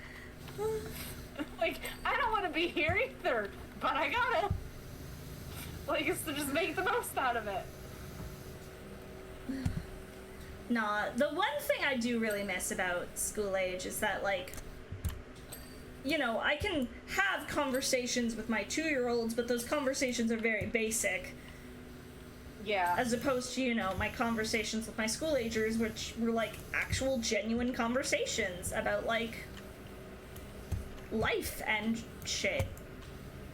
I remember like my kids, and granted we had quite a few like Ukrainian kids in the room. So like the war in Ukraine, like my kids were so into that, and it was so interesting like seeing these, you know, young people being interested in stuff. Yeah, like yeah, and it's like that's so cool. And that's something I really, really genuinely miss, is just like seeing, I don't know, seeing kids start to form like big opinions about the world. And it's like that's cool. And it's honestly really cool too at a young age, because I remember sitting in a training where they talked about it. You know, there's trainings that, you know, they could have been an email, but like yeah, here we always. are. We have to sit here for 8 hours. But like some of like the psychology and stuff that, you know, we sometimes get into, where like world events also take what's the word I want to use? Like they also affect like younger children as low as like 1 or 2 years old in ways that like you wouldn't even think that like it would affect them. Like you wouldn't think that, oh, they don't know what's going on, like they're not picking anything up. And like a great example that they used was the 9/11 attacks, that like it was on, whenever it happened, it was on everybody's TVs, like everybody was watching it. I have a very sad story in relation to this. Go on. And like, you know, you got like the kids at home that are, you know, like playing around, like not really, you don't really think that they're paying attention, but then they go into daycare, and like weeks after, you have a bunch of kids that are building towers and then pretending that an airplane is like knocking it over. Mm-hmm. And like the way that like she explained it and stuff, and she's like, yeah, so like, you know, you don't realize that kids are like picking up on stuff, but they are. And like this is a huge, like, this was something that like researchers had seen and was like, holy shit, like we gotta look into this more, because they're actually paying attention this young. And like that to me, like whenever like they were talking about it, like I was sitting there and I'm like, shit, I didn't even think, like, because I've seen kids like play and like do stuff like that, like based on like shit that's like been on TV or whatever, and like it never occurred to me Yeah. that some of like that's what they were intimidating playing. No, I had a girl that I went to, like, that I graduated with, and her birthday is like September 11th.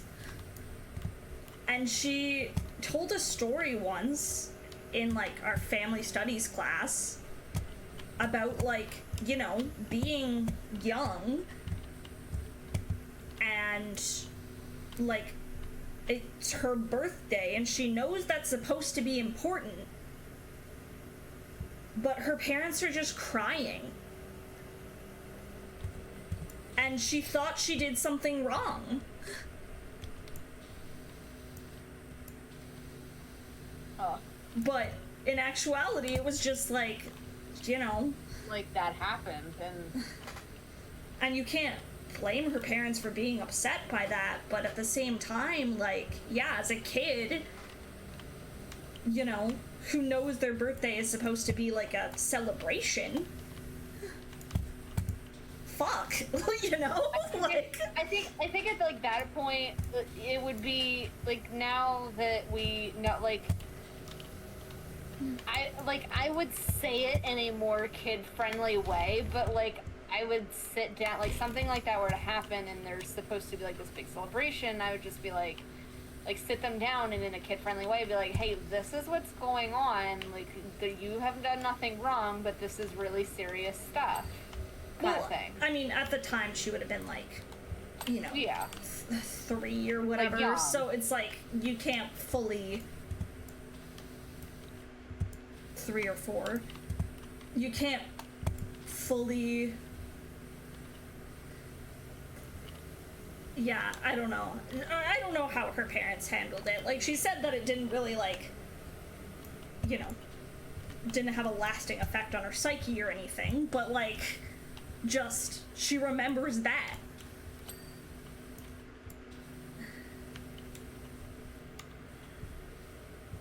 Man, can you please, like, it's 9 o'clock. Okay, it's 9:20. It's time for bed. Don't huff at me. Yeah, exactly. How do you explain that to a kid? I think the only way you can is just to explain that, like, something sad happened, and, you know, people, if they're old enough to understand death, then explain, like, people died. If not, just, you know, something very sad happened, and we're... I still remember, because, like, I feel, which, I mean, I guess it depends on, like, the child's, I don't want to say, like, I guess understanding is the word I want to use. I had a kid who, you'd think, like, at 3 years old, they really wouldn't understand death very well, but her mom was pregnant and had a stillborn. Oh. And I don't know how they sat down and had explained, like, because whenever the mom told us about it and was like, yeah, you know, we told her that, like, you know, Sissy's gone, and, like, didn't explain how, like, they sat down, but it was just like, yeah, we sat her 3-year-old down and had to tell her that, like, her sister's not coming home, and, like, her sister is, like, has passed away. And she came in to school one day, like, she came into school it was probably like 2 months or so after it happened, and Mom was running late to pick her up, so she had to come back on the bus with us, and it was raining that day, and Mom met us back at the school, and she stepped off of the bus, and it was raining, and she looked at her mom, and she laughed, and she said, "Sissy is peeing on me from heaven," and I burst into tears, because how does this 3-year-old understand all of this stuff, like, how, I'm like, what? And then, like, just thinking about all of it, like, I just started bursting into tears, and her mom, to her credit, like, you could tell she was upset, but she laughed it off, and she was like, yeah, your sissy's still with us, like, in this small way, like, look at her peeing on you, and I just, like, it just made it so much worse, and I went home, and I was, like, I sobbed the entire way home, because it was just so, it was so innocent, but so sad. Yeah, it's one of those things where it's like, oh, like, clearly, like, there was no harm meant by it. Yeah, I don't think that there was any harm meant by it. Sorry, this got really dark. No, it's okay. Yes, there is a Spongebob DLC, Sage. It's good. We did SpongeBob, Squidward, and Patrick's house, and then we did, like, the Rock Bottom bus, and then we did the Chum Bucket, and now we're doing the Krusty Krab. I think, like, the Paddy Wagon is in this too. I don't remember.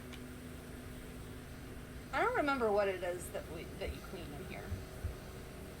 I just know that there's a good amount. Yeah.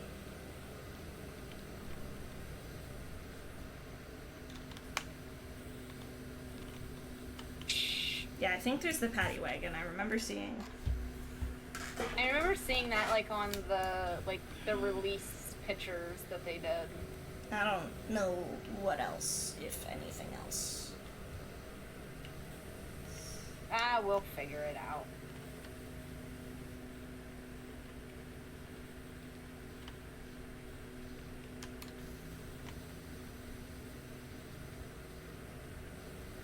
For the longest time, you thought the Krusty Krab was supposed to be a treasure chest, but it's a crab trap?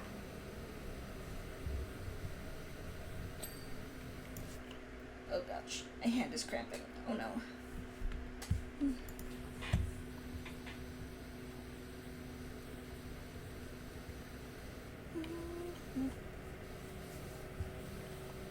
Yeah, God, King. I feel like in certain like situations, like context, giving context is important, but doing it based on like how much like that specific kid could like understand. I guess. Yeah, I mean every child is different. Yeah.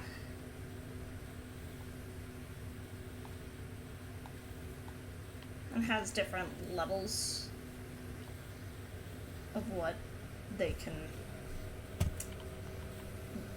understand and deal with, I guess. But I just know in like that particular situation, I was older than my sister. But like even, and I wasn't like 4 or 5 or whatever. Like I was, well, it was 2001. Hang on, math.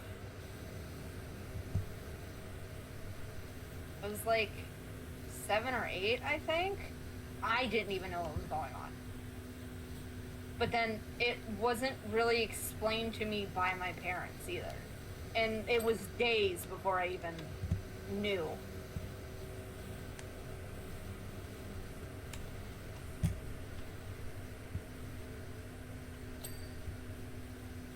Honestly, I do not remember much about my childhood, like, being explained through trauma. yeah, I remember stuff about my childhood. A lot of it isn't great, but I don't, like, I remember a lot from my childhood, like, a lot. Not, like you said, not all of it's great, but, like, I can't specifically recall a moment where, like, one of my parents, or even grandparents, have, like, sat me down and have explained, like, deep stuff like that to me. yeah, I don't remember a lot of conversations about much like that. Whether it's deep stuff or whether it's just like, I don't know, I think just life stuff in general. Like, I don't... Yeah, like, I don't recall, like, sitting down and having, like, life conversations with my parents. I know for a fact that my mom did a sex talk. Because I know... I do remember that one. I remember my sister specifically being like, oh yeah, Mom, like, we were talking about something and she was like, oh yeah, Mom, you know, covered that in the sex talk, ha ha ha ha ha. And my mom was like, yep, you both got the same one. And I'm like, so I must have gotten a sex talk, but I don't remember it. Also, hi, Sumere. You guys came in at a great time. we're talking about some deep stuff today. We're talking about sex. We're talking about death. We're talking all over the place. How was your stream? That was a delayed raid sound, but that's okay. How was Fallout New Vegas? Step into Club Hannah, where Sumere Haneke's VTs, jazz vibes, and a not a mob front charm await. From the Mojave's dusty trails in Fallout New Vegas to Mass Effect's intergalactic drama, they're all about first playthroughs and unfiltered chat. With a side of ADHD and a dash of asexuality, it's a cozy corner for everyone. Spoilers not included. Yeah, we're talking about this shit while, you know, cleaning areas from Spongebob. Yep. Yeah, if you gotta raid and run, go for it. I completely understand. Take care of yourself. I do remember that being a conversation though that my mom had with me, and I've said it to like everybody that I've shown the movie to, but my mother got me and my sister to watch Labyrinth with David Bowie. Okay. And when David Bowie starts dancing around to Dance Magic Dance in his very, very tight tights, Uh-huh. and his situation is very prominent, my mother had to pause the movie and explain that boys were different than girls, and this was a big indicator as to what was different. Uh-huh. And it ruined the first experience of the movie for me, but then I went back and watched it again, and it's one of my favorite movies of all time. But That's so funny. that was, we had she went on an hour-long sex talk where me and my sister sat there staring at her wide-eyed as she explained it all, and we were just like, Mom, we want to watch this movie. Like, you had the movie paused for an hour. Can we please? Can we get back to Please. dancing David Bowie, please? Yes, like, please. Oh. That's so funny, though. Oh my god. But honestly, like, I think that most of, like, the life talks, conversations that probably should have been done by my parents was actually done through, like, TV shows. Yeah. Ironically. Like, Degrassi. Yeah. Which my mother did not want me to watch at all. She hated that I watched it. It was banned from her house. I watched it anyways. Yeah, no, Glee. Glee did a lot of that for me. I could not get into Glee. I I tried. I'm a fucking theater nerd, so of course I got into Glee. Well, yeah. Like, I was one of those obnoxious people about Glee. I do remember the canon that comes out of the Krusty Krab. I do remember that. But no, my mom was trying to be like a... I don't know if you... Have you watched Degrassi? I have, yeah. Okay. She was trying to be like the die-hard Christian mother. Oh god. And like wanted her children to have the same views as her. So whenever the episode where Margot comes out as gay, she had like a huge, like it was a huge spectacle, and she's like, "You're not watching this again, like this is wrong, blah blah blah," like all this other stuff. And me and my sister were like, it's not a big deal, like it's that this is like people love who they love kind of thing. And like my mom tried to turn us away from like that way of thinking. It was so awkward. But like after listening to her rant for it and like tired of like her having this view, I'm like, Mom, that's not like my views are different than yours. Like, Yeah, I'm like, here's that's my okay. thought on it. I'm like, you can have your opinion. This is my opinion. I don't see an issue with this. Whatever. I'm like, here's what's wrong with the show. I'm like, the show isn't bad because Marco's gay. Like, it's not. The show is bad because why does Marco not think that Spinner is attractive? And like she stared at me for a solid like 2 minutes. Like as soon as I said it, I'm like, why? I'm like, Marco's cute. Spinner is cute. Why is he not into Spinner? Why does he not think Spinner is attractive? Spinner's attractive. Why? Like why? Why, Mom? Why? Why? And Explain it to me, Mom. That's what she gave up trying to like push her idealistic thing, like thinking onto me, because I was just like, why does he not? Why? Like, then she gave up. Yeah, no, my dad had like shitty views and stuff, but my mom kind of, got to a point of just my dad worked so much that he had no idea what we watched. Like, so she was like, yeah, here's Glee, a show that is pretty well known for being a lot of people's first, like, foray into seeing active, publicized gay relationships in media. Mm-hmm. And it was like, yes. this is probably important for me.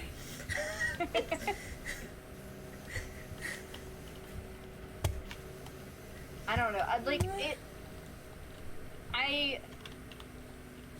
I know, like, and I try not to, cause like, I don't get it, like how, cause I know that like she still has a problem, cause she'll bring it up. She's like, I can't believe like you watched that show, and I'm like, who cares? Yeah, who the fuck cares? At this point, it's been like what? How many like, years? 20 years. Like, who cares? And like, when I hear when I hear my family members like talking about stuff that like, it just like it bothers me, and I try to ignore it because I'm like I'm blowing into like a tire that has a hole in it. Like, me trying to change your viewpoint is going nowhere because you're just so stuck in the past. But it's like, who cares? Like, it's, what does it matter to you? This has nothing to do with you. Yeah. This does not affect your life. I just like, I have this memory of, I was involved in like a camp for youth, like ages 13 to 18. And I was like volunteering and helping coordinate this camp. And there was a few of us that were talking, like some of us being leaders, some of us being like participants. And we were all talking about like TV shows and stuff. And, you know, just shows that we enjoy and all that. And, you know, I had mentioned like Glee and how much I loved Glee. And one of the I shouldn't say kids, again, like teenagers, but he was like, whoa, I can't believe your parents let you watch that stuff. And I'm like, I am 26. Like, and also, my mom watched that with me.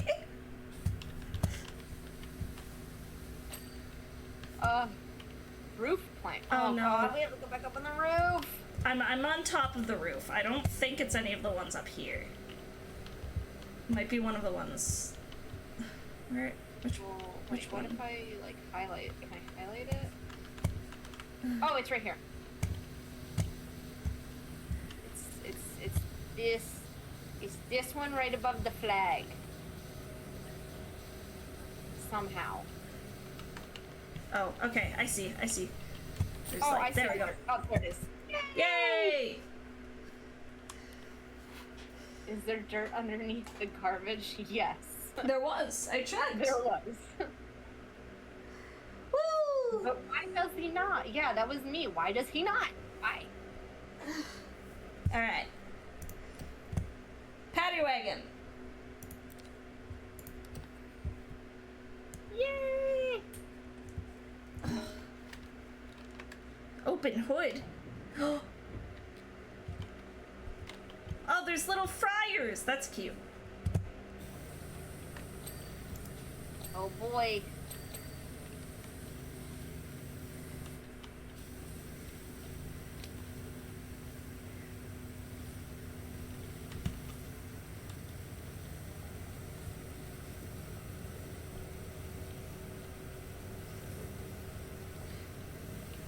There's gonna be a lot of little things here.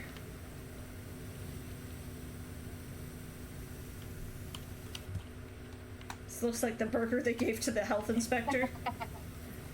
The nasty patty. It does, but we're making it into the good patty this time. It is what it looks like, though. We're not gonna give this one to the health inspector. That was a wild episode. Yeah, no. Fucking, like, SpongeBob and Mr. Krabs just thought they killed a man. And then they tried to hide it. they tried to bury his dead undead body. Like, that got so dark so fast. For a cartoon. Oh, the SpongeBob SquarePants movie is iconic. I love that movie. I watched the movie, I owned the game. I also love the game. Oh, excuse me. I cannot wait because after I finish the Spyro games, I plan on playing the SpongeBob games. Yeah! Which ones? And that's on my list. The SpongeBob the movie, and I have the Battle for Bikini Bottom. Nice. Rehydrated? Yeah. Yeah. But I have the original too. But Nice. I think I'm gonna play the rehydrated because. Cosmic Shake is also really good if you... Oh, didn't it recently come out? Like. Yeah, it came out not that long ago, like a year ago, I think, at this point. Or maybe a few months ago. It's on my wish I don't know. list. It was... I know my sister has played it, and she keeps telling me to get it, and I just haven't, because, like, money.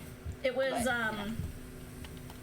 free for, like, PlayStation Plus subscribers. So, Oh, of course. Captain is a PlayStation Plus subscriber, so we got it while it was free, and I played it. It was good. I had fun. You know, I mean, they're SpongeBob games, so they're simple and cute Yeah. and designed for kids, but, like, it's still fun. It's a good time. Simple, she's simple. Simple. I still cannot do the bowling ball game in the Battle for Bikini Bottom. Fair enough. In the Mermal, I can't do it. I had to get my brother-in-law to do it because I just got so bad. What part of this engine fryer have I not gotten? I've sprayed it from all angles.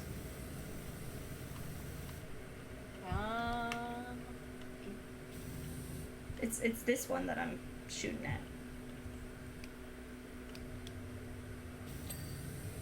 Oh, it's the actual big thing. I thought it was like the baskets. Yeah, the big I'm thing. dumb. Don't mind me. Nah, you're not dumb. Don't say that.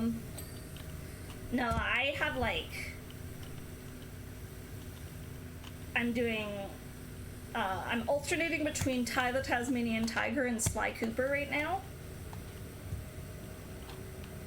And that's been a lot of fun. I'm glad that you have been enjoying it. Yeah. I have been lurking in most of those streams. I'm really hoping that I can easily get access to the rest of the Sly Cooper games. But I'm worried that those might be something I have to pay big dollars for. I hope not.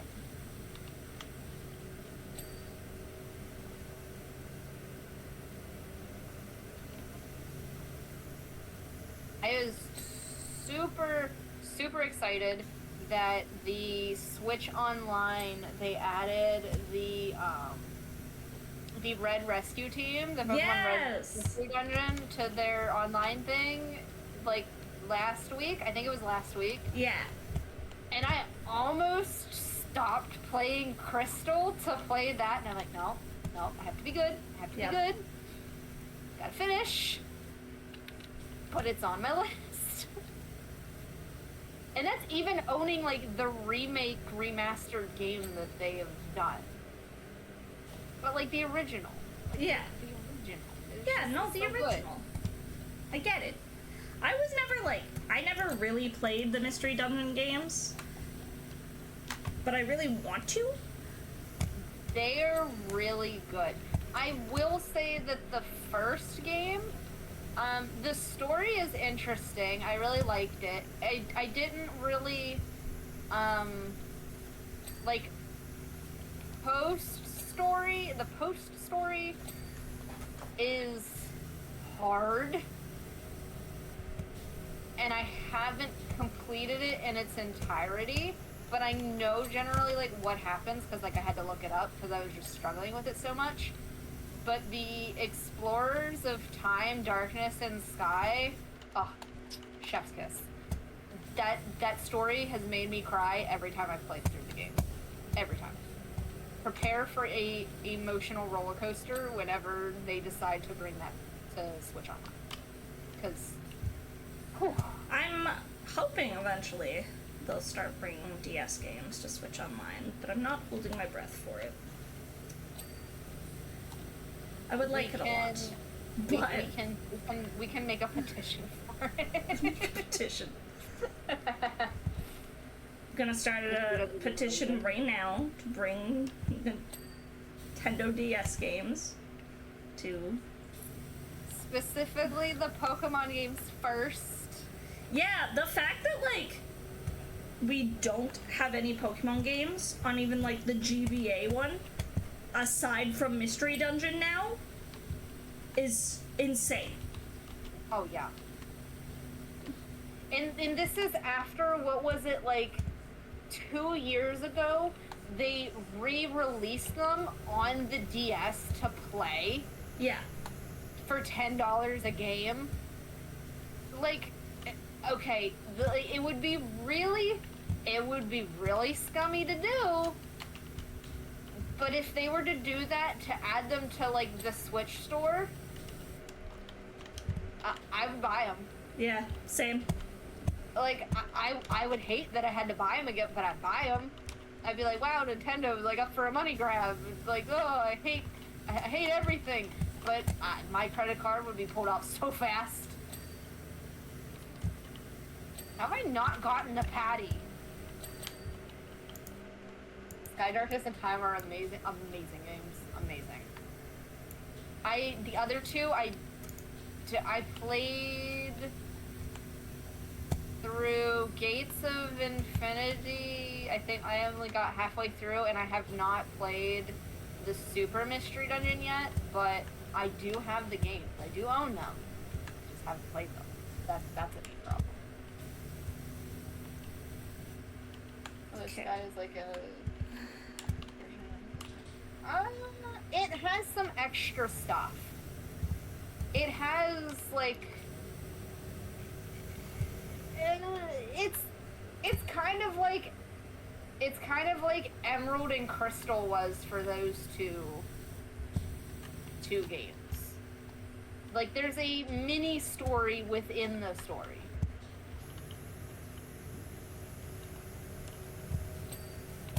And I think they added some, like, more Pokemon in there that wasn't in there before. Propeller.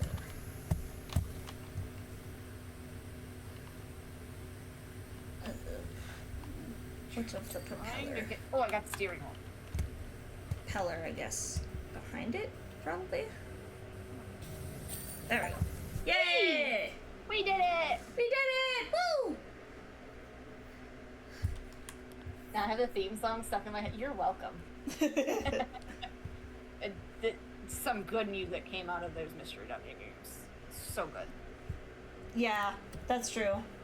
The Invisible Boatmobile. Okay, is this the last one? No, there's one after that because I see it on my screen, but I don't think we're gonna get it today. I'll let you see it, like, whenever we complete the Invisible Boatmobile. Okay.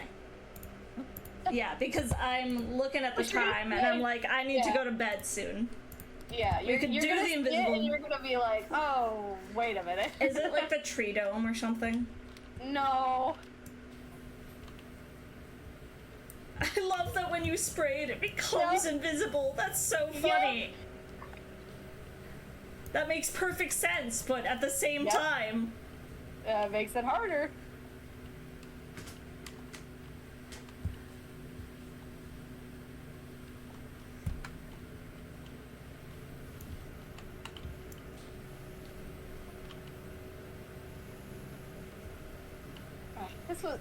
This was fun though. This was fun.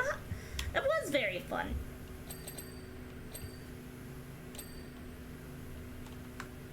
Yeah, I can already tell I'm, like, screwing myself. I'm gonna make this so much more difficult for myself. Because it'll be, like, just a few floating pieces of dirt.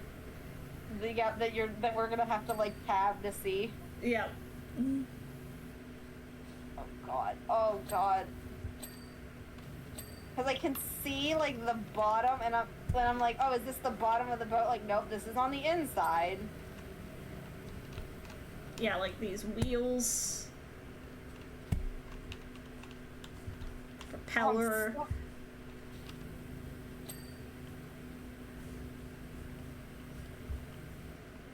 Oh, yeah, but aren't you playing the same story in Skies and Time with some added features and also post-story and everything? Oh, yeah, no, you're right. So, there's the main story, and then there's episodes of, like, characters that are in the game that, like, you get a backstory on them. Like, you get more, like, information about them, which is really cool. Yeah, the Bidoof one, never was able to do it, because, you know, Bidoof. I just remember, like, I played little bits and pieces of the Mystery Dungeon games, mostly, like, my sister kind of being like, hey, play this for me for a bit. Because she was the older sister, and that's just how it was. But,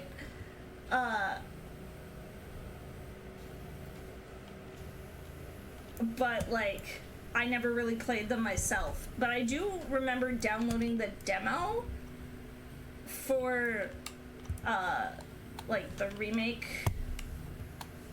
The remake is really... I haven't, like, but then fully played it. I don't remember what Pokemon I even got, but I was offended with the Pokemon they gave me in the personality quiz, and so I never continued. But you can choose. That's the thing about the remake. I wanted to see what they would give me. It changes every time, though. Like, you could go back and, like, get, like, completely new set of questions and, like, get a completely different Pokemon. Well, okay, that's great, but whatever Pokemon I was given, I didn't like. Oh, okay.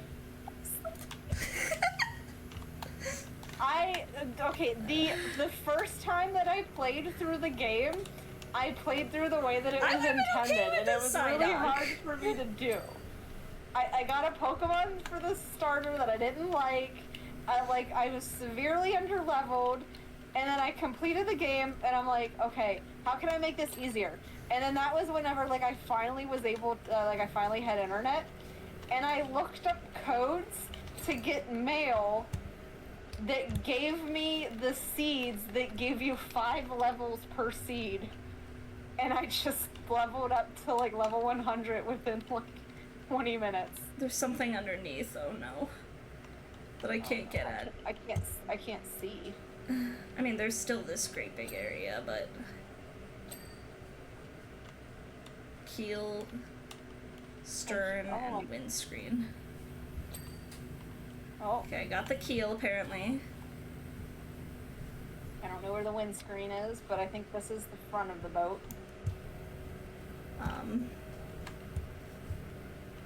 God, tabbing does not help. No, tabbing does not help at all. Oh boy, okay. And stern's wait, like... I see it. I see dirt. I see dirt. Where? I see, it's like on the... Oh, there yay! we go! Yeah! We did it! We did it! It's invisible again! Woohoo!